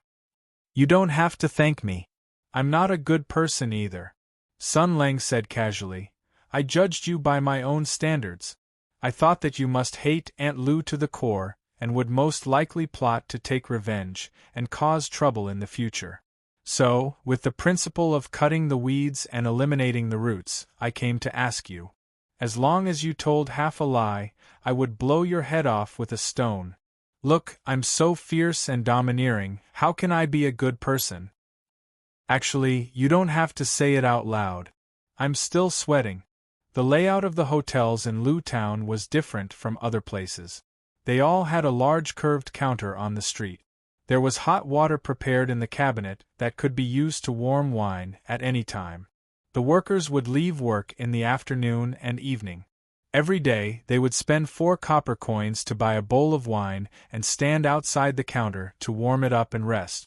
Something big had just happened in Lu Town, so the short coat gang was not in the mood to drink. At this time, business was bleak. The shopkeeper leaned against the counter with a fierce face and counted the accounts in boredom. Suddenly, he heard a familiar voice. "Warm 2 bowls of wine and a plate of fennel beans." The shopkeeper quickly raised his head and his face instantly turned pale. "Kong, don't panic, don't panic. Second Master Kong has turned over a new leaf. He won't kill your whole family for no reason." Sun Lang flashed out from behind Kong Zhongwu's back and placed 9 wen's worth of banknotes on the table. "Cash, that's good enough. Second Master Kong is going to be a partner of justice. This bowl of wine is for him." Under the setting sun, the two people's long shadows were cast on the cobblestone road in front of Xianheng Hotel. The shopkeeper looked up at the two people in front of him.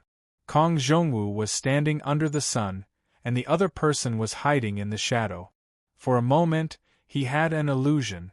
The two people seemed to be walking in two different directions on the same road, with their backs facing each other. They were walking on similar but different roads. He answered blankly, then quickly scooped 2 bowls of wine and a plate full of fennel beans. He did not know why, but this time, he did not add water to the wine. He was very familiar with it. The other young man asked casually, "By the way, does second master Kong owe your family 19 copper coins? I'll pay it all together, right?" Kong Zhongwu revealed a gentle smile. The setting sun shone on his face. His voice was very low, but it was calm, magnanimous, and full of dignity. He said it with a smile. "Don't make fun of me." End of the book of the 8 Distresses of Life. Chapter 327. It had already been 3 days since the change of the sword of Kidu, and the cover of Lu Town could no longer be kept. Now that the Tianyuan War had ended, the country and its people were resting. It was a time of peace, and human lives were naturally important. In this small village, at least 10 people had died. This was a major case that shocked the entire region. Moreover, there were many suspicions surrounding this matter, and it was extremely strange. After a cursory investigation, it was actually related to the Tianyuan martial merit and even the imperial family. The moment the news reached the imperial capital, the various powers in the imperial court moved together. In a short period of time, it was unknown how many fast horses left the capital, secretly heading to this ordinary seaside town in Suizhou. This peaceful Jiangzhou water village was quickly flooded with a large number of outsiders, secretly inquiring about everything that had happened here. Originally, with the professionalism and skill level of these agents, finding some clues in a small place like Lu Town should have been a sure thing. However, after the elites from all sides entered Lu Town, they quickly discovered that they had encountered the biggest and most King bizarre challenge in their careers. First, everyone in Lu Town seemed to have been possessed. They were confused about what had happened in the past few days, unable to speak clearly or speak clearly. Secondly, it was rumored that the corpses of Zhao Laosi, the squire, and the local moneybags, He Chunlai, had all disappeared without a trace. Their homes had also been set on fire, and all the clues had become white ground. When asked the surrounding townspeople who had done it, they thought for a long time in a daze and said that it had been done by a group of monkeys. Monkeys your King watermelon. Then, the second obvious piece of news in Lu Town was that the local wealthy Lu family's 100-herb garden had been razed to the ground. The secret agents all knew that the Lu family, or rather the Lu family's famous Tianyuan doctor, Lu Shuzhen, was one of the key figures in this case. Many secret agents had secret missions to find or kill her, and her already destroyed home clearly left behind important clues. What? The 100-herb garden had been razed to the ground? It didn't matter. Razing the place to the ground meant that they were covering up evidence. The bigger the action, the more thorough the cleanup, the more new clues would be exposed, and the more information they could obtain. Humans, after all, had to leave traces in the world. As long as you existed, you would leave traces of your existence. That was what the agents thought. They were full of confidence and felt that this was a sure win. However, the moment they stepped into the ruins of the 100-herb garden, they realized that they were wrong, extremely wrong. Shit. It was full of shit and it was everywhere. It was smeared and splashed very evenly, as if it was an organized and disciplined collective work. It was very obvious that it was done on purpose. The ruins of the herb garden had already become an incomparably terrifying ghost town. Everything had been swallowed up by the evil of this world, and all living things with sane minds could not help but shrink back. What? Looking for clues? F***ck, why don't you go and look? Why don't you go in and look? The various departments of the empire and the elites of the people felt their chests tighten, and a mouthful of blood was stuck in their hearts. No matter what, they could not spit it out. It was very obvious that their opponent was so cunning, shameless, and unscrupulous. They actually used such a despicable method to cover up the evidence. Most importantly, it was really King useful. Unable to restrain their anger, the Empire agents changed their target and prepared to take action against the bastard who smeared the wall with shit. However, after asking the NPCs around them, they still received an answer that made them feel complicated. It was done by a group of monkeys. Monkeys, your father's big winter melon. Motherf cur, you mean, a group of monkeys who knew how to set fire and destroy evidence, and who King ransacked all the cesspits and latrines in Lu Town and the surrounding villages, and then poured all the shit they collected into the 100 Herb Garden, causing the Empire's most elite spies to all return in defeat? For these agents, it was acceptable for the operation to fail, but to lose so miserably really made them feel complicated. The mission had not made any progress for a long time, and the higher-ups were very anxious. There was no choice but to be the poop picker while making up a King mess of information. They pinched their noses and sent it to the higher-ups. At this time, the atmosphere in the imperial court was very subtle.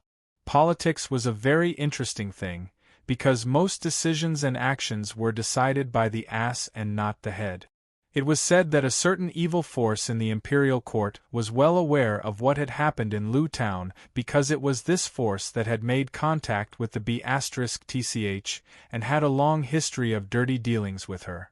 However, since such a big piece of news had come out, they would definitely shift the blame in secret and pretend that nothing had happened on the surface. On the other hand, another dirty dark force regarded this evil force as a life-and-death enemy that would never compromise. The key point of a political struggle was that if a trivial matter could not become a dagger to stab oneself, then one must find a way to make it a sharp knife to stab one's political enemy. Facts did not matter. The most important thing was to find a way to King kill them. Therefore, this dirty dark force immediately sniffed out a good opportunity to make a move. The most amazing thing was that, based on the unreliable evidence sent by the agents, they actually forcibly made up a seemingly reasonable explanation. The people of Lu Town had lost their memories, so there must be a demon causing trouble. Your master had worked hard to mediate the war with the demon race back then and was very close to them. This must have something to do with you. Moreover, your master had a good relationship with Lu Shujian. You must have collaborated with Lu Shujian to create a big news about demons. The evil force that was suddenly stabbed was caught off guard and almost peed in fear. CK. How did they know? However, once this blame was put on them, the martial merits of Tianyuan were not happy. At this time, although the Tianyuan faction had no nominal commander and was divided into several factions, under the influence of someone, this group of ruffians had formed a glorious tradition of, I'm an expert in internal strife, but I'm actually more King expert in external strife. So, how dare you King bully Aunt Lu? This group of ruffians immediately began to make a scene, saying that Lu Shujian, as a hero of Tianyuan, should have brought glory to her family and made her name known. However, less than 2 years after the war, her century-old family was destroyed. Even her home and residence were razed to the ground and disappeared silently. Even her whereabouts were unknown. As a noble of Tianyuan, she actually ended up like this. Such a big case happened under her rule, but she didn't think about solving the case quickly to appease the soldiers of Tianyuan.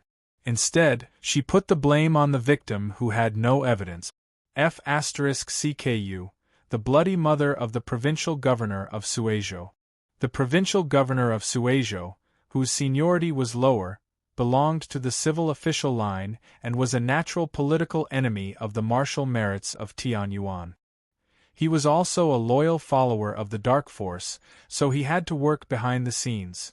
After all, such a big case did happen under his rule. If he didn't quickly shift the blame, he would be the one who lost his official position and suffered a demotion. Anyway, he was a civil official, so he didn't have to worry about whether he would offend the martial merits of Tianyuan or not. He was also a dignified governor of a province, so he didn't have to be afraid of them. But it was still a very depressing thing to have more than a dozen powerful bastards in the imperial court overnight. Most importantly, there were too few clues and witnesses. A mysterious force affected everyone in Lu Town, making their memories of the Lu family and the herb garden more and more vague. No matter how the secret agents asked, there was no result. Later, the residents of the town couldn't even tell why the Lu family declined. They vaguely remembered that it was a man who gradually made the Lu family decline, took over the Lu family's industry, and nibbled away the Lu family's foundation. But no matter how hard they tried, they couldn't remember the person's name. The secret agents thought hard for a long time and could only blame it all on the B*TCH who smeared feces. Everyone searched like crazy, but they couldn't trace the person's identity. There were also secret agents who guessed that the perpetrator might be Lu Shujian, but such guesses were immediately rejected. Everyone sneered at this idea. The family declined. The hatred of destroying the family was engraved in her bones, and she couldn't live under the same sky. She must have wanted to cut the culprit into pieces. How could she let people forget this matter? This also became a strong evidence to prove Lu Shujian's innocence and a strong argument in the court. The incident in Lu Town involved Tianyuan martial merit, and also vaguely had something to do with a certain crown prince. This small matter was brought to the capital at the right time, and it happened to destroy a certain delicate balance in the court.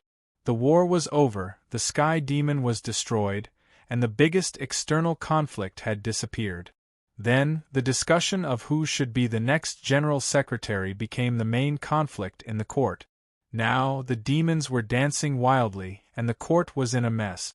Those who wanted to shift the blame were busy shifting the blame, those who wanted to use it as a pretext to make a fuss, and those who wanted to protect their children were busy protecting their children. It was a mess again. Contradictions gradually surfaced, but conspiracies were still hidden in the darkness. In the shadows, new plans and decisions were constantly being made. After this ancient country experienced a glorious victory, it would face new internal and external troubles. Only a few people knew that all of this, the new crisis and the old hidden dangers, all of these contradictions, actually stemmed from something they did 8 years ago to continue the country's throne. If there was cause and effect, there would be retribution and repayment. At this time, a certain B*TCH, who was constantly on the mind of the intelligence elites of various departments, stepped on the road home with a smile after dealing with all the matters. He was still riding on the Hong Kong Reporter with the red paint on the bow, speeding along the Grand Canal. He was alone and eager to return home. Far away in Mingzhou, there was already someone he missed there. What he didn't know was that the incident in Lu Town had become the fuse that ignited the conflict. It had exhausted the last bit of patience of a certain person and prompted her to make a decision. A storm was slowly gathering. Very soon, it would sweep across the country and shake the world. The first stop was Mingzhou, where he was.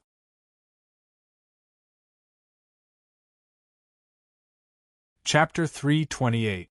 The first rays of the morning sun had just spilled over the city of Mingzhou when the huge city that occupied the northern frontier of the empire opened its sleepy eyes like a sleeping beast. The 4 gates were wide open, welcoming people in and out. Porters, servants, and peddlers came and went. It was bustling with activity. A new day had begun. Sun Lang raised his head and puffed out his chest, mingling with a group of fellow townspeople who had entered the city and setting off in high spirits. That trip had an important and special purpose, and for that reason, he had returned to Mingzhou from Suizhou that very night. For that reason, he had endured not masturbating for 3 days. It was an ancient custom, a way for a single dog to obtain comfort and warmth in that cold and cruel world full of routines to protect himself. That day, Sun Lang's purpose was a little different from usual. He was going to capture a special kind of girl, a wild Zhang Yinluo. Compared to the other flirtatious sluts, the Zhang Yinluo was more like a mysterious and precious gift from nature.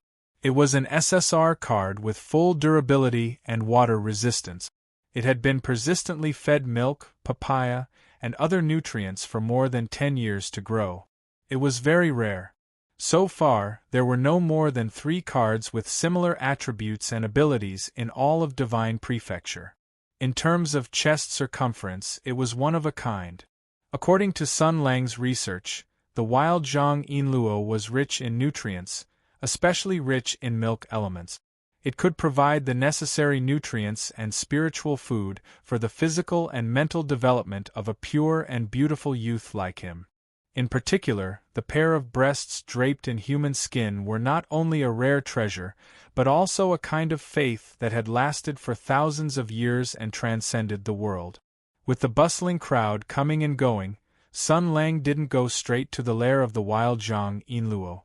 As an experienced Yinluo milk catcher, he was familiar with the habits of Zhang Yinluo.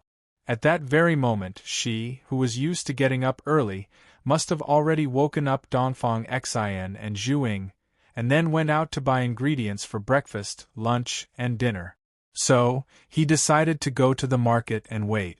Soon, Sun Lang locked onto his target in the noisy market.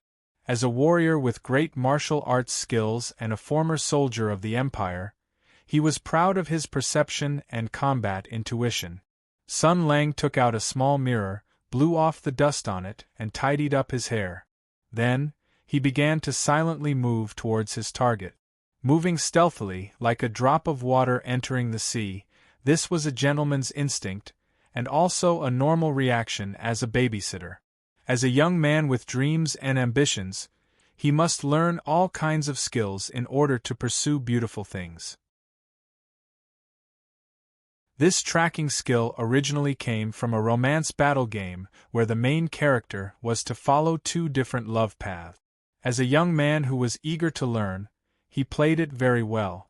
Sun Lang smiled. This meant that a soul-stirring reunion was about to begin. He could almost see Zhang Yinluo's tears of joy and her warm and soft embrace.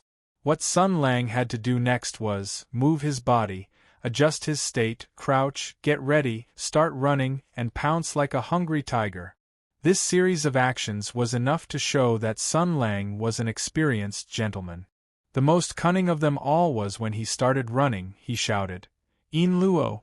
The familiar voice made the girl's delicate body tremble, and she covered her mouth. The girl's body trembled slightly, and she thought that she was hallucinating. She hesitated, and didn't dare to look back, because she was afraid that all this was just her hallucination. Because she was afraid that Sun Lang still hadn't come back. She didn't know what was wrong with her. She was obviously such a vile and boring bastard, but after running away for a few days, she had a faint sense of longing in her heart. In the end, she slowly gathered her courage, and slowly turned her head. Then, with tears in her eyes, she saw a hateful face with a lecherous smile, who jumped up and pounced on her with bared fangs and brandished claws.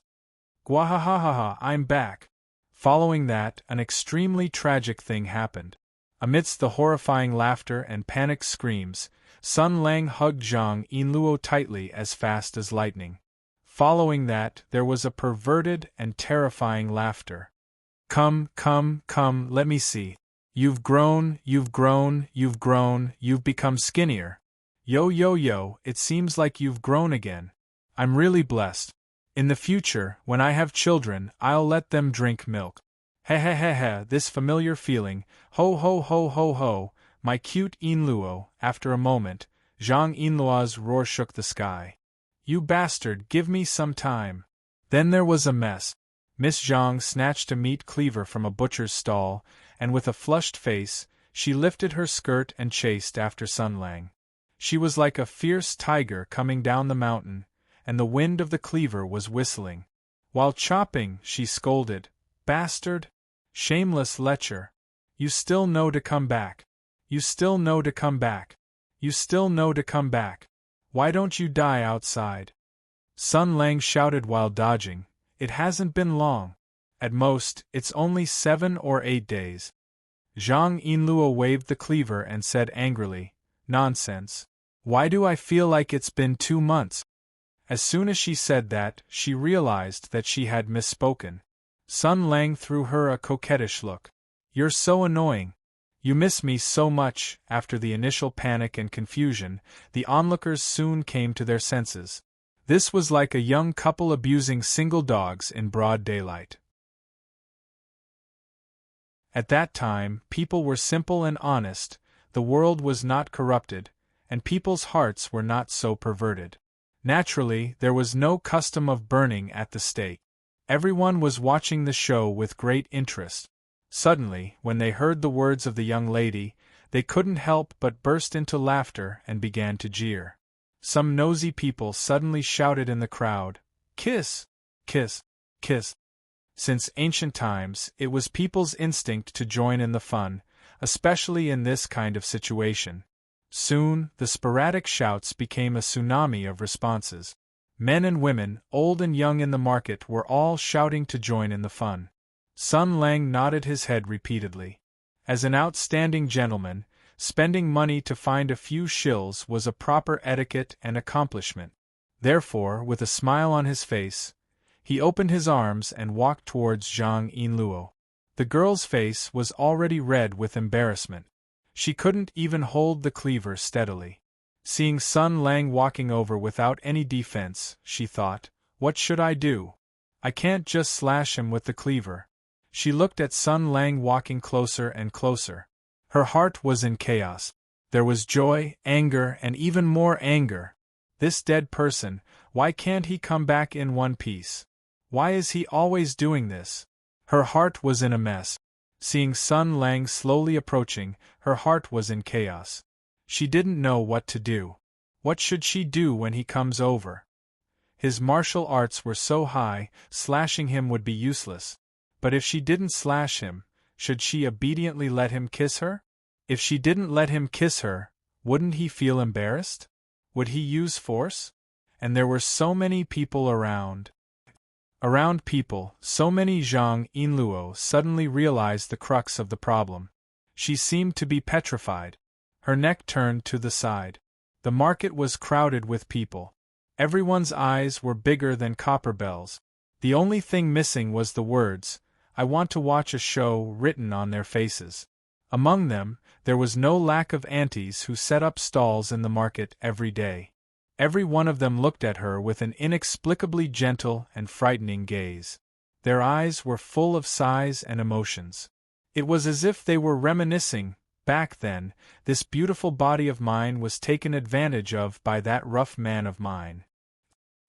There's actually someone here? Only now did Zhang Yinluo recover from the surprise of meeting Sun Lang again.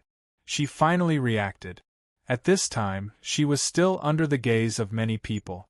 With a bang, her face became redder at a speed visible to the naked eye. Faintly, water vapor appeared. Suddenly, she let out an ear-piercing scream, Kiss! Kiss your head! Then, with an extremely violent momentum, with a shining meat cleaver in her left hand and a vegetable basket on the ground in her right hand, she turned around and ran away with an invincible momentum. The onlookers wanted to stop her, but when they saw the shining knife in the young lady's hand and her demonic expression, they were all scared out of their wits. What a joke, they were just here to watch a show. It wasn't worthwhile to put themselves in danger. Thus, the scene became awkward. Everyone looked at Zhang Yinluo who left, and then looked at Sun Lang who was still in a daze. Sun Lang touched his head and had an innocent look on his face that said, What the hell just happened? A moment later, Zhang Yinluo suddenly rushed back with a knife in her hand. She ran to Sun Lang's side and angrily held the meat cleaver in a reverse grip. She hit Sun Lang's back with the back of the knife. She felt that it wasn't enough to vent her anger, so she kicked him again. Then, she angrily said, What are you standing there for? Hurry up and go home to eat breakfast. Then, she carried the meat cleaver and the vegetable basket and ran away in a hurry. Her eyes were focused the whole time. She looked straight ahead and ignored the onlookers on both sides. The scene became a little more awkward. Then, Sun Lang cupped his hands and said seriously, "My fellow townsfolk, you must be frightened.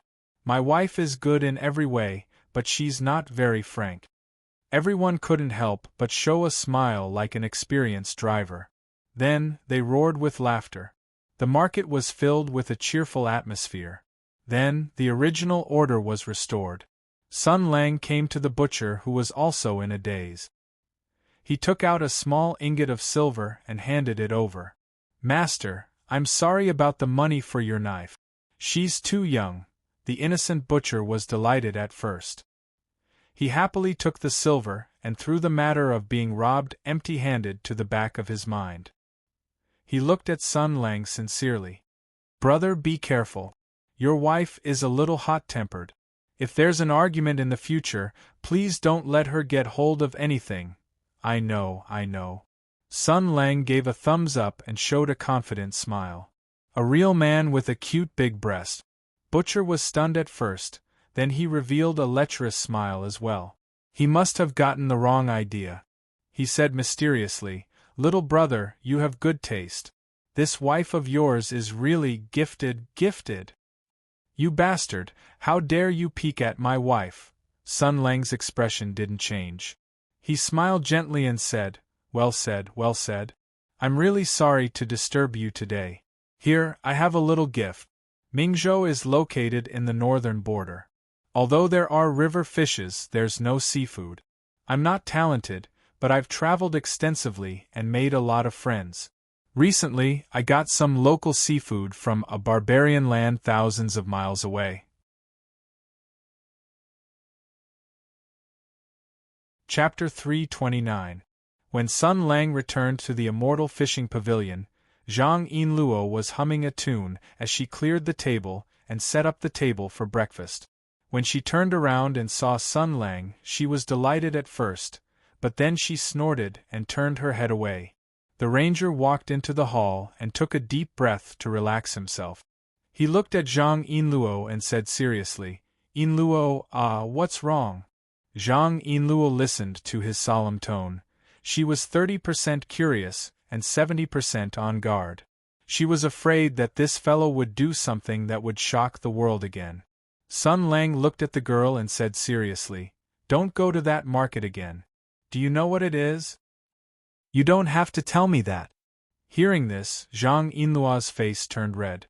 She rolled her eyes at Sun Lang and said angrily, "You idiot, how could you do such a shameless thing in public? Even if you don't want your face, I still want my face. How about this, all the neighbors saw it. How can I go there to buy groceries in the future? It's so embarrassing." Good. Sun Lang nodded. "Also, Yinluo, you misunderstood me. I heard that the security in Mingzhou City has been very bad recently. It would be terrible if you were targeted by a pervert. I was just demonstrating the horror of a pervert just now so that you know what to do. So, remember, if you run into someone who doesn't want to let go of you, no matter if it's a big butcher or a big butcher, as long as he dares to come near, just beat him up." "I don't believe you." "Wait." Zhang Yinluo suddenly realized her blind spot and became suspicious. "Are you that kind? Don't you like to see me being teased and ridiculed by my neighbors? Why did you tell me not to go to that market again?" She looked at Sun Lang with disdain, her face full of suspicion. "Did you do something you shouldn't have done?" Sun Lang said angrily, "Why are you slandering me? We're all neighbors and we see each other all the time. Why would I bully them?" Zhang Yinluo looked around and couldn't figure out what the problem was. She snorted and continued to clear the dishes. Sun Lang shamelessly came to help, but Zhang Yinluo pushed him away impatiently. Go away. I haven't settled the score with you yet. My brain was a mess and I took away Butcher Li's meat cleaver. I had to send it back after dinner." Sun Lang heard this and his eyes flashed. He patted his chest calmly. I'll do it. Yinluo, you're shy. You'll be embarrassed if you go. I'm thick-skinned and I'm not afraid of that. Come, where's the cleaver? I'll send it back to you now. Let's have breakfast first. Zhang Yinluo took the spoon and began to ladle out the millet porridge. She was wearing an apron and spooning the porridge with her bare hand. Her expression was calm and gentle. Compared to the heroic spirit she had when she was a constable, she had a different charm now. After breakfast, you can go and return the cleaver. Then go out and visit your friends. Everyone misses you. She lowered her head and did her work. A strand of hair hung down and was casually tucked behind her ear. The girl rambled. During the few days you were away, Hu Huisho and his wife would occasionally come to visit. Zhang Jianyuan also sent some gift boxes every now and then. Sigh, they were all stinky tofu. I didn't know how to refuse, but Zhuing liked it very much. After all, this is a token of their sincerity. They also miss you. After you come back, go and visit them. When Taoist Bai Shui arrived at Deju Temple, he wrote 3 letters in 7 days. In the letters, he cried and hoped that you would come back soon to save him from the abyss of suffering. And that woman, she rolled her eyes. She came all the time to disgust me. She said something. When the girl said this, her face suddenly turned red. She snorted and let it go. Sun Lang heard the hint of a deal between friends. His eyes lit up.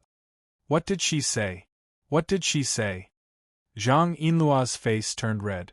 She said angrily, nothing. Suddenly, there was a strange laughter in the inner hall. Sister Fei Huang. Sun Lang, let me tell you, Sister Fei Huang often came to play these days.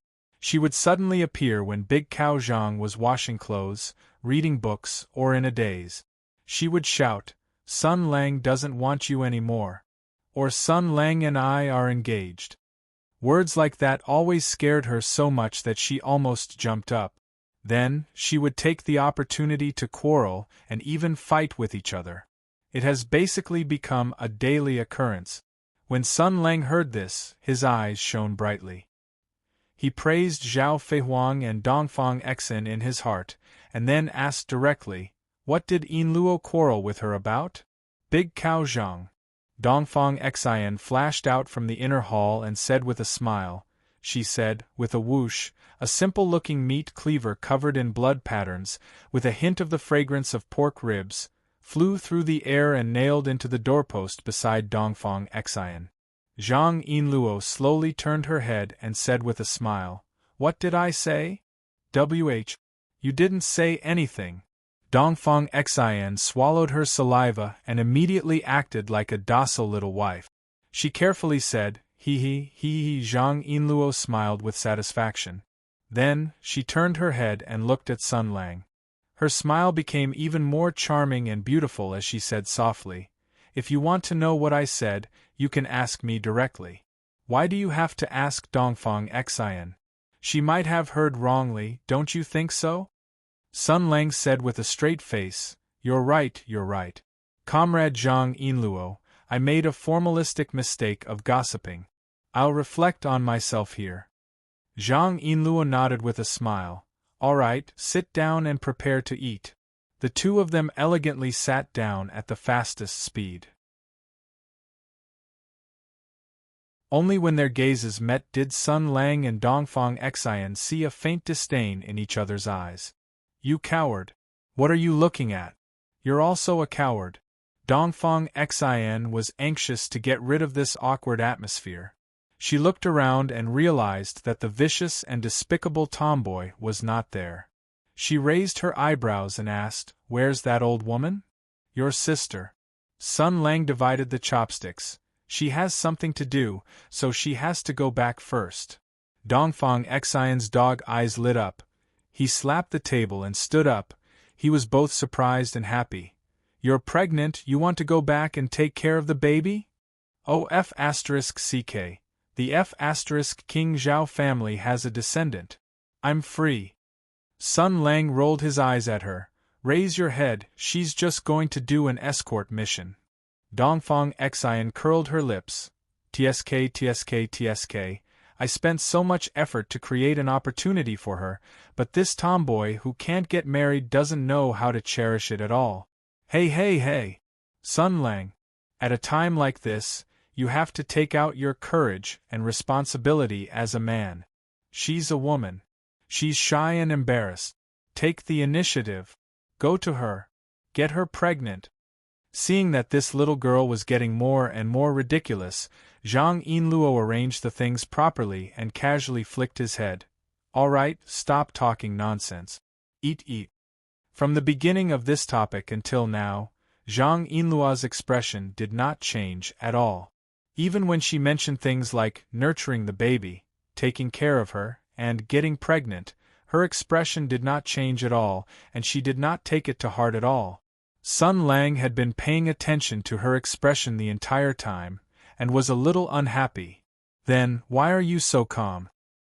Hearing this, Zhang Yinluo looked at him with a smile that was not a smile.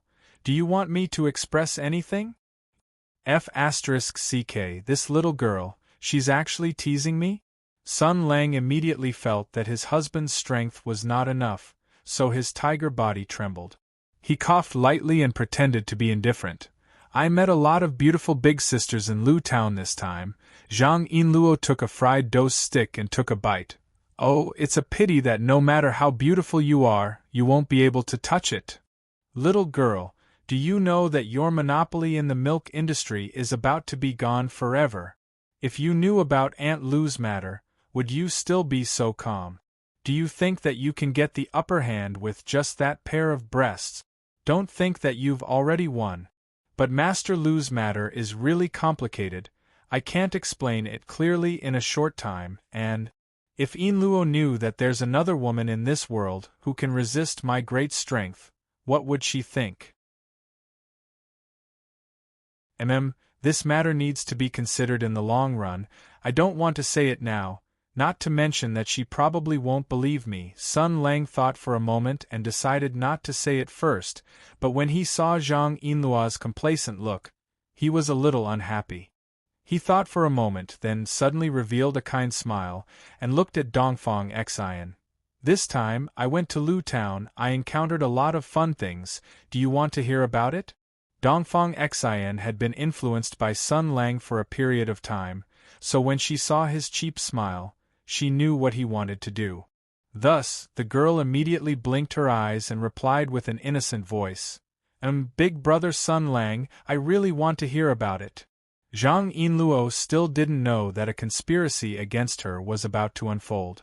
As she drank her porridge, she glanced at the smiling Sun Lang and Dongfang Xian. The man's smile was gentle, and the girl was innocent and lively. They really looked like a pair of father and daughter, and she, of course, was. Hey, what am I thinking about? She lightly shook her head, knocking her forehead, chasing away this shameful thought.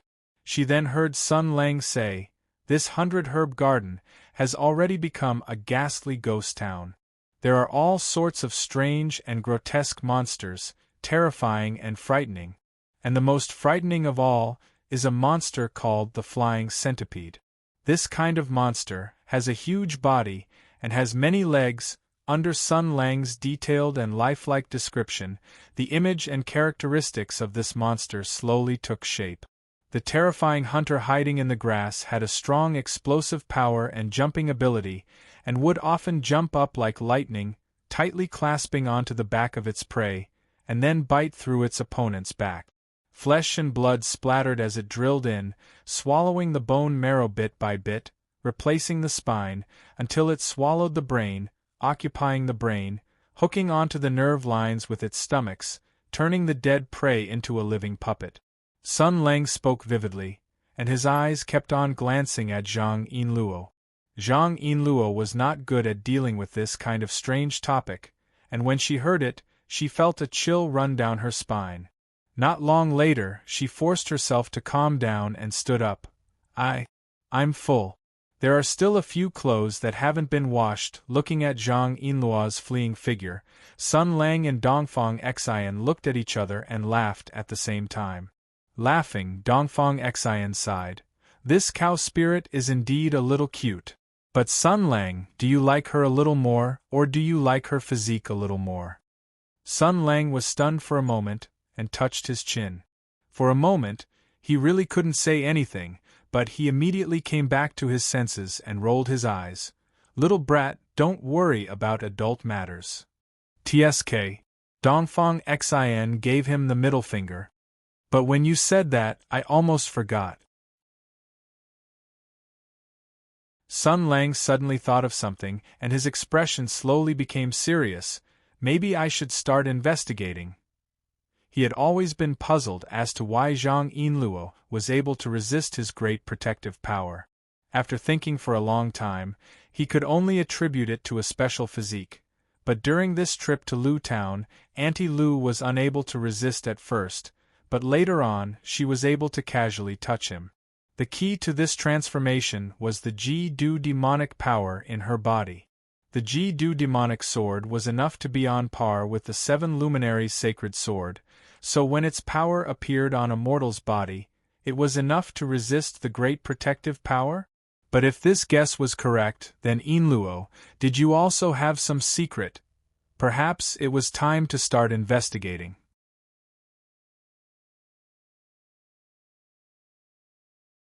Chapter 330. In the backyard, beside the well, Zhang Yinluo was sitting on a small stool, scrubbing her clothes. However, she didn't seem to be in the right state at the moment. She was always like a bird startled by the twang of a bough. After a while, she cautiously peeked into the well. When she didn't find any white-clothed, black-haired ladies crawling out, she let out a sigh of relief. However, after a while, she vigilantly glanced at the flower beds and bushes behind her. When she didn't find any ferocious flying centipedes, she finally calmed down. Sun Lang found it funny, but at the same time, he felt that this girl was a little cute. Thinking that this girl was a little cute, he thought that he could use this weakness of hers to do some subtle things.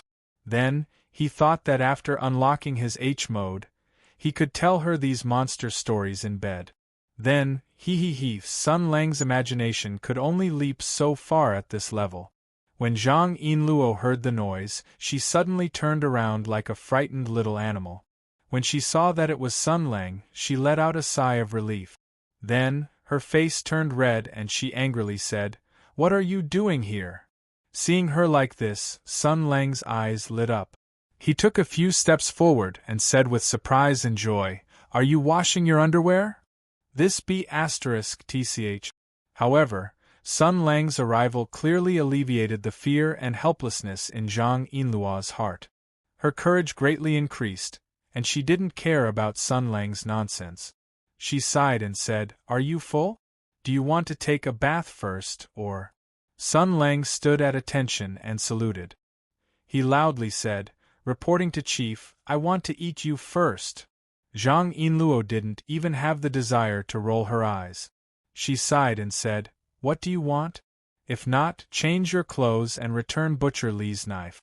Then, pay a visit to Huaishou Hu and Big Fragrant Zhang. While you're at it. She snorted and said, "Go see that woman. She's always coming here these days. It's so annoying." When Sun Lang heard this, his body trembled violently. "Madam is actually so righteous. Your husband is ashamed." Zhang Yinluo waved his hand weakly. Go away. Do whatever you need to do. Slow down. Sun Lang jogged over and sat beside the well. He took a few glances at Yinluo. Unfortunately, Yinluo's chest was too big, so his clothes were very conservative. His collar was high, so he could only see a small part of his neck, let alone his cleavage. He sighed and said seriously, "I want to ask you a few questions, the very serious kind." Zhang Yinluo looked at him in confusion. "You're actually asking about serious matters?" "Occasionally, I would ask a little." Sun Lang thought for a moment and asked tentatively, "Well, are you your father's biological daughter?" Zhang Yinluo was stunned for a moment. Then, he picked up the rod next to him and said angrily, "What do you mean?" I mean to ask if you have any terrifying identity or amazing bloodline. It seems like you don't have any, it seems like you don't. Sun Lang waved his hands wildly to show his surrender. Then, he asked in a low voice, well, when you were young, did you find jade pendants, thumb rings, magical girl transformation wands, and other strange things in the ancestral cellar? Or, did your family members look at you with complicated eyes when you were young? Zhang Yinluo was puzzled. I don't know what you're talking about. Sun Lang didn't give up and continued to ask. You studied at the martial arts school in the Vulture Spirit Palace, right? How did you get in? The principal specially recruited you? Your family gave you a gift? A transaction of money and power? How did your master see you? Did she teach you something that she never taught other disciples? Or was she biased and always sided with you? What are you talking about? Zhang Yinluo said loudly. Of course, I relied on my own ability to pass the Mountain Gate test and became a disciple of the Mountain Gate. Moreover, my master is not as bad as you say. She treated all of us equally and never showed favoritism to anyone. She even, as she spoke, her mouth twitched and she said with grievance, favored me? There were a few times when she was clearly in a good mood, but when she saw me, she would mutter a few words like, this evil creature is actually growing up under my master's nose, he really has no respect for his elders. Then, she would increase my homework. Sun Lang glanced at Zhang Yinluo's chest with a subtle look. Good, your master's witch fairy was also a person with a temperament. He asked a few more questions and felt that it was enough. He sighed. Okay, that's it. Zhang Yinluo was still confused. Hey, why are you asking these questions? What's the matter? Did you find anything? Sun Lang said seriously. I found something. I did find something about you. What? The ranger said proudly. You know nothing about power. Go to hell. Zhang Yinluo said angrily. Hurry up and change your clothes and go out. Sun Lang was driven back to his room and changed into a clean set of clothes. Then, he patted his butt and swaggered out. During this time, he also said hello to Zhuing. The little flower monster had been a lot more lively recently. It was all thanks to the influence of Dongfang Xian. He pulled out the meat-cutting knife inserted in the doorpost. He came to the street, rubbed his hands a few times, and squeezed the meat-cutting knife in his hand into an iron ball. He kneaded it like dough while looking in the direction of the Rangers' Guild. Yinluo, this silly girl, really knew nothing about power. This kind of careless silly girl probably didn't even know if she was sold by others. But in this world, there was no secret that was destined to be hidden. As long as you have the heart to look for it, you will find it. In any case, if his guess was correct, then Yinluo was hiding a power that could be on par with the 7 luminaries? How was this possible? Soon, he came to the vicinity of the Rangers' Guild. Sun Lang glanced at the guild master's study on the street. He narrowed his eyes to confirm. Then, he weighed the iron ball in his hand, turned the non-existent Little Red Riding Hood behind him, and threw the iron ball in his hand out. Pokemon Big Stick Who, I got it. This thing drew a stunning arc in the air, broke through the window of the study, and smashed in with a bang, making a muffled sound. A dull cry of pain sounded. Sun Lang's expression didn't change. He planned to wait here for a while before going in. Suddenly, the window was pushed open. Hu Shouxin covered his head and bared his teeth in Sun Lang's direction. Sun Lang, what the hell are you doing? Sun Lang looked at his old friend in surprise. Hey! Old Hu, what a coincidence! Coincidence your mother, Hu Shouxin scolded. I know what you want to say. Other than you, who the hell can use a meat-cutting knife to make an iron ball and throw it at me? Sun Lang sighed. That's your fault, old Hu. You have to know that there's always someone better than you. In this world, I'm not the only top expert. Maybe it was someone else who did it. You can't prove that I did it just because of an iron ball. Hu Shouxin threw the iron ball in his hand over. Other than you, Who the hell would leave a useless button on the iron ball? Oh shit, there was really no way to explain this. After a while, in the study, the two of them sat down. Sun Lang played with the iron ball in his hand and muttered, "Hey, why did I fail to subdue it?" He looked at Hu Shoshin and said seriously, "You might not believe it, but when I was a Pokemon trainer, I could subdue any Pokemon. No matter if it was Space Splitter or Zeus, as long as I touched it, I could throw a Pokeball at it and smash it to low health. Then, I could subdue it directly. I didn't even need to fight." Hu Shoshin rolled his eyes. "Don't talk nonsense. I was just about to look for you. The court is very chaotic. I've received a few urgent letters these days. What happened to Lu Jun?" There was nothing to hide from old Hu. Sun Lang had thought about it before. Chao Patao had always been a loner. Back then, she was too close to him. Therefore, although her position in Tianyuan was high, her popularity was not very good. In these few years, she was also detached from Tianyuan martial merit and did not deliberately manage the court. There were some things that were not suitable for her to do. On the other hand, old Hu was known for his bravery, fearlessness, and forthrightness. Many generals were indebted to him. He was a professional soldier and had a lot of prestige in the court. Although he had retired, he still had a lot of influence. Sun Lang was not willing to show up at this time. Therefore, he still had to use old Hu as an intermediary to communicate and borrow power from Tianyuan. Therefore, after he said a little, Hu Shoshin's shocked voice rang out. "What? They're forging demon soldiers that can fight against the 7 luminaries?"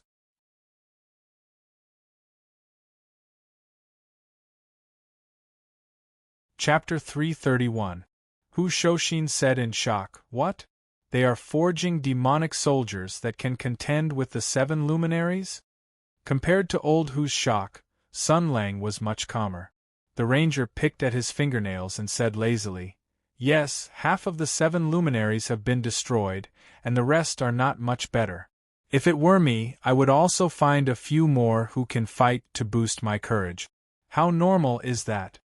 Old Hu looked at him deeply and said in a deep voice, "This is not His Majesty's decree, but the private action of a member of the royal family." Sun Lang spread out his hands. "The old bastard and the little bastard, they are all bastards. What difference does it make who is the scapegoat?" Hu Shoshin's face sank. "Sun Lang, watch your words." The ranger laughed. "You, Hu Shoshin, have received His Majesty's favor.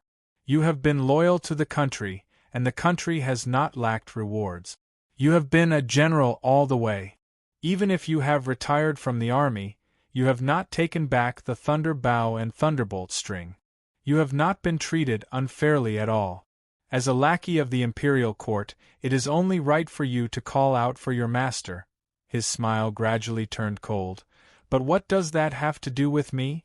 You are your loyal minister and filial son, and I am scolding His Majesty. If you are unhappy, come and catch me, okay?" Hu Shoshin clenched his fists and stared at Sun Lang. The ranger also looked at him without backing down. After a moment, old Hu sighed, and there was a trace of worry between his eyebrows. "You have just come back, and you want to quarrel with me again?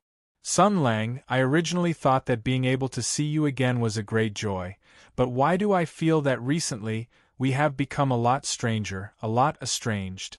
Sun Lang smiled faintly. "I said that it was not a good thing to leave me behind at that time, but you didn't believe me. So, do you regret it?" Hu Shoshin stubbornly shook his head. "I don't regret it. You are my brother. How could I let you wander alone in this world?" Sun Lang lowered his eyes and looked at the ground. He said calmly, "But I regret it. You're still the same as before. You're all brawn and no brains. You're always naive and stupid. You think too simply of the world. Old Hu, people change. Sometimes they change for the better and sometimes they change for the worse. You haven't changed, but I have." Hu Shoshin was still shaking his head. "Even if you have changed, you are still my brother." The ranger sneered. "So what? Old Hu, loyalty and righteousness cannot be achieved at the same time. Even if I were to go to the capital and kill the emperor's family, Chao Patao would follow me without a second word. I only want to ask, when your good brother betrays the world, which side will you stand on?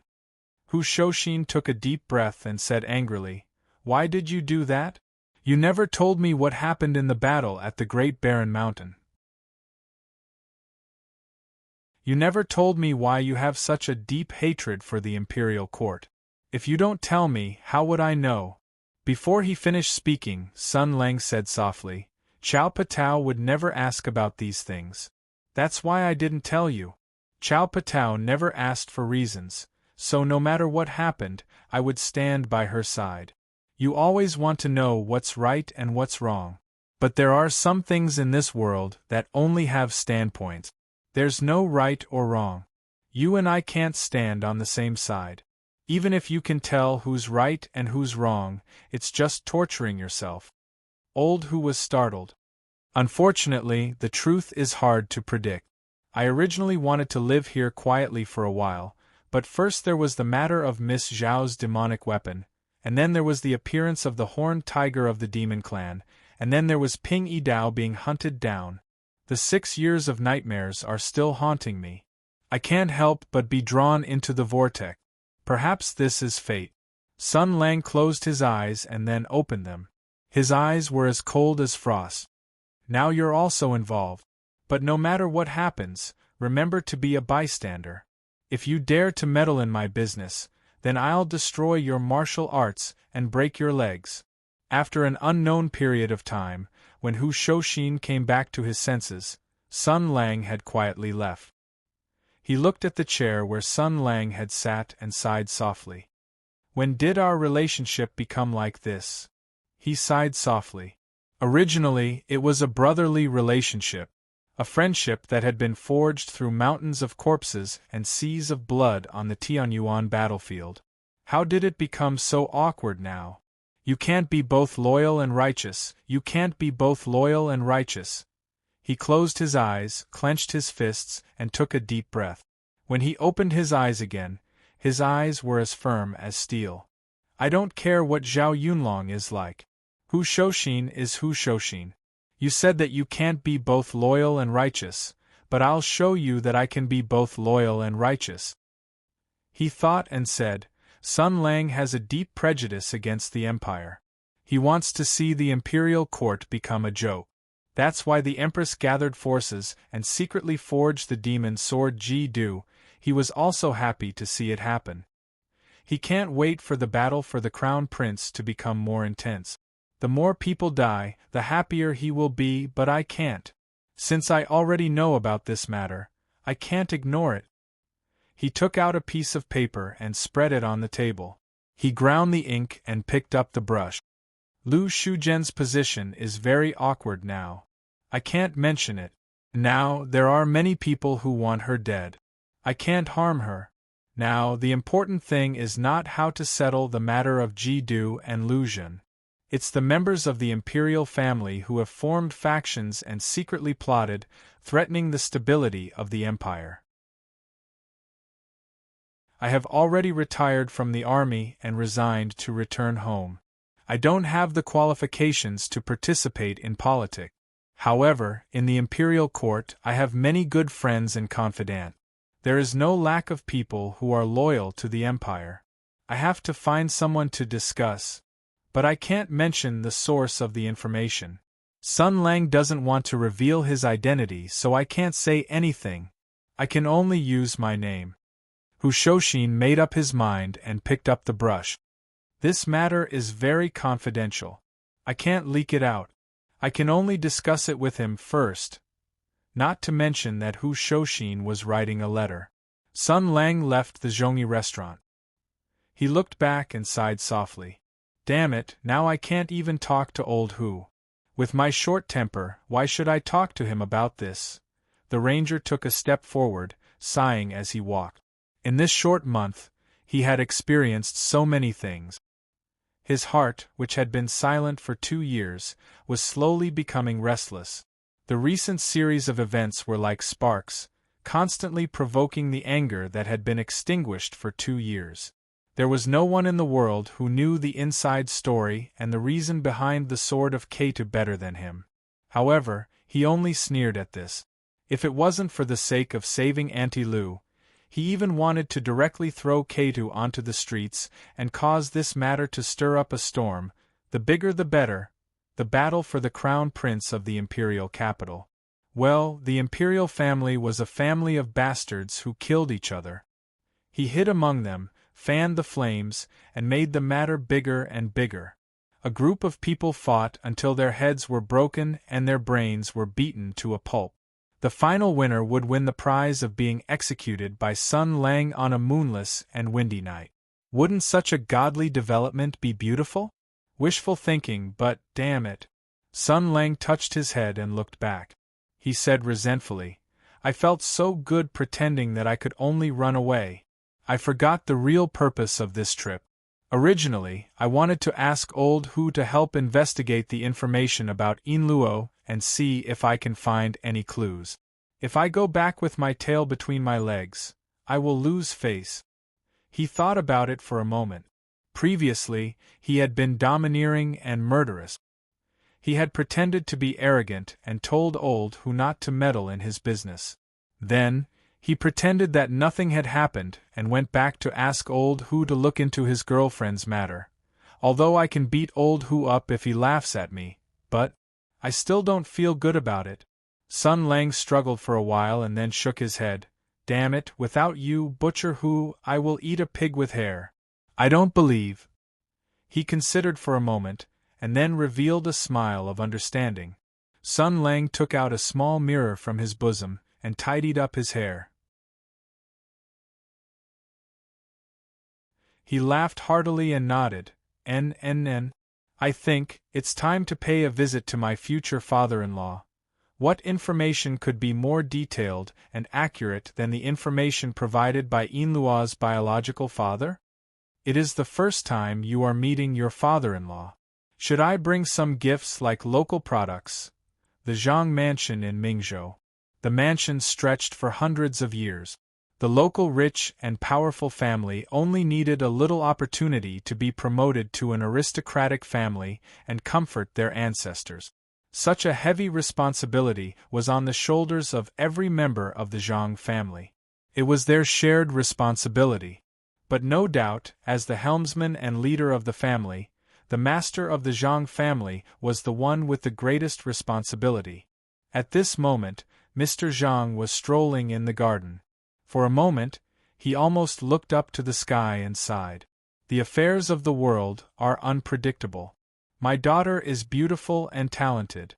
First, she was chosen by Fairy Wu of the Spiritual Vulture Palace and accepted as her disciple.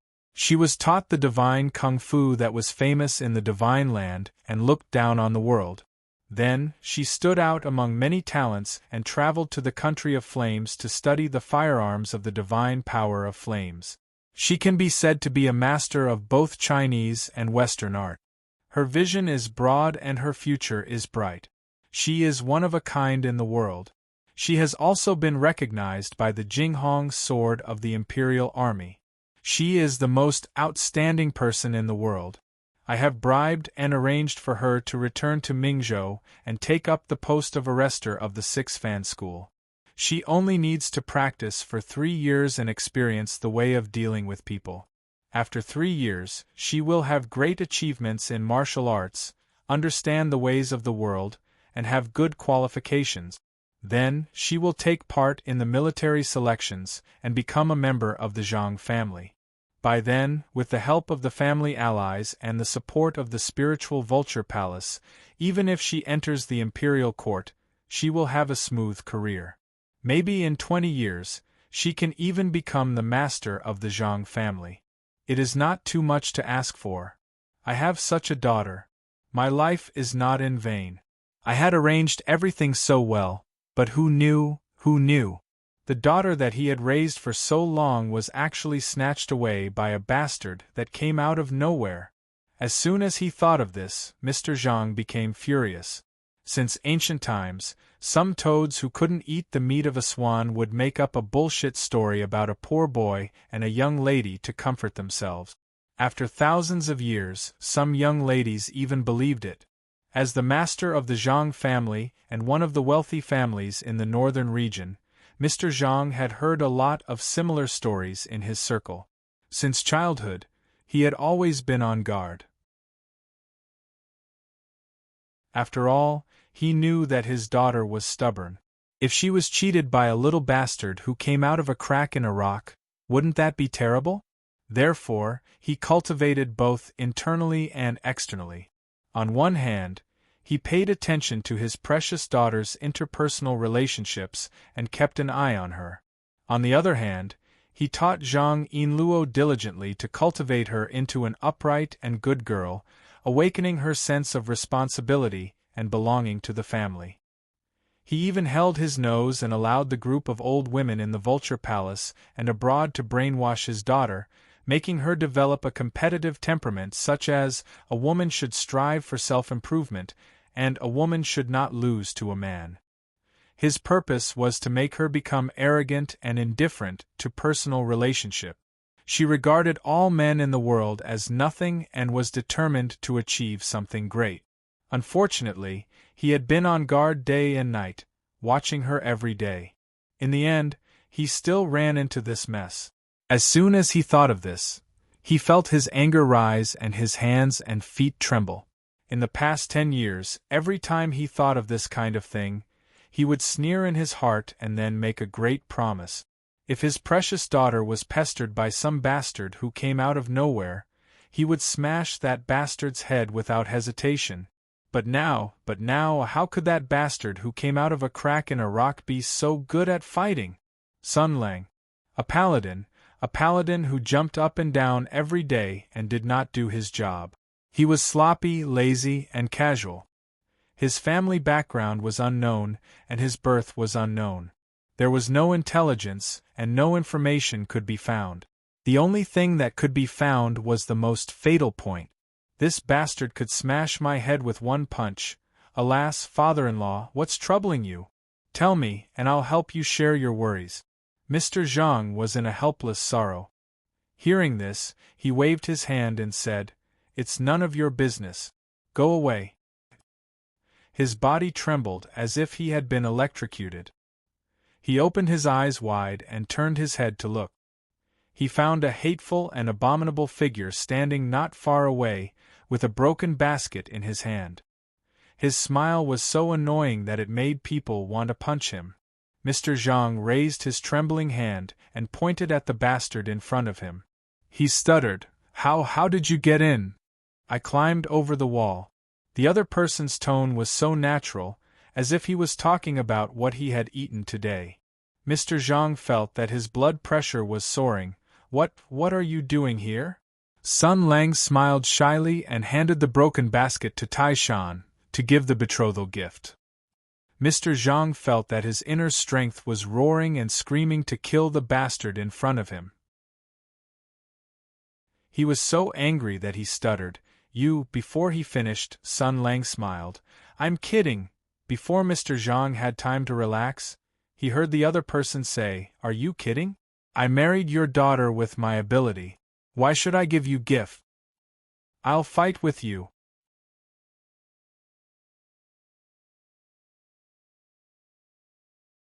Chapter 332. All of his anger gushed out in all of this. Bastard. Bastard. Wild man. Bastard. The cabbage that he had raised for more than 10 years was taken away by a wild boar like you.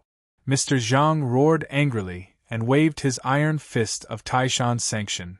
"I will fight you to the death." Someone said that most of the anger came from one's own incompetence. At this moment, Mr. Zhang must have had a deep understanding of this.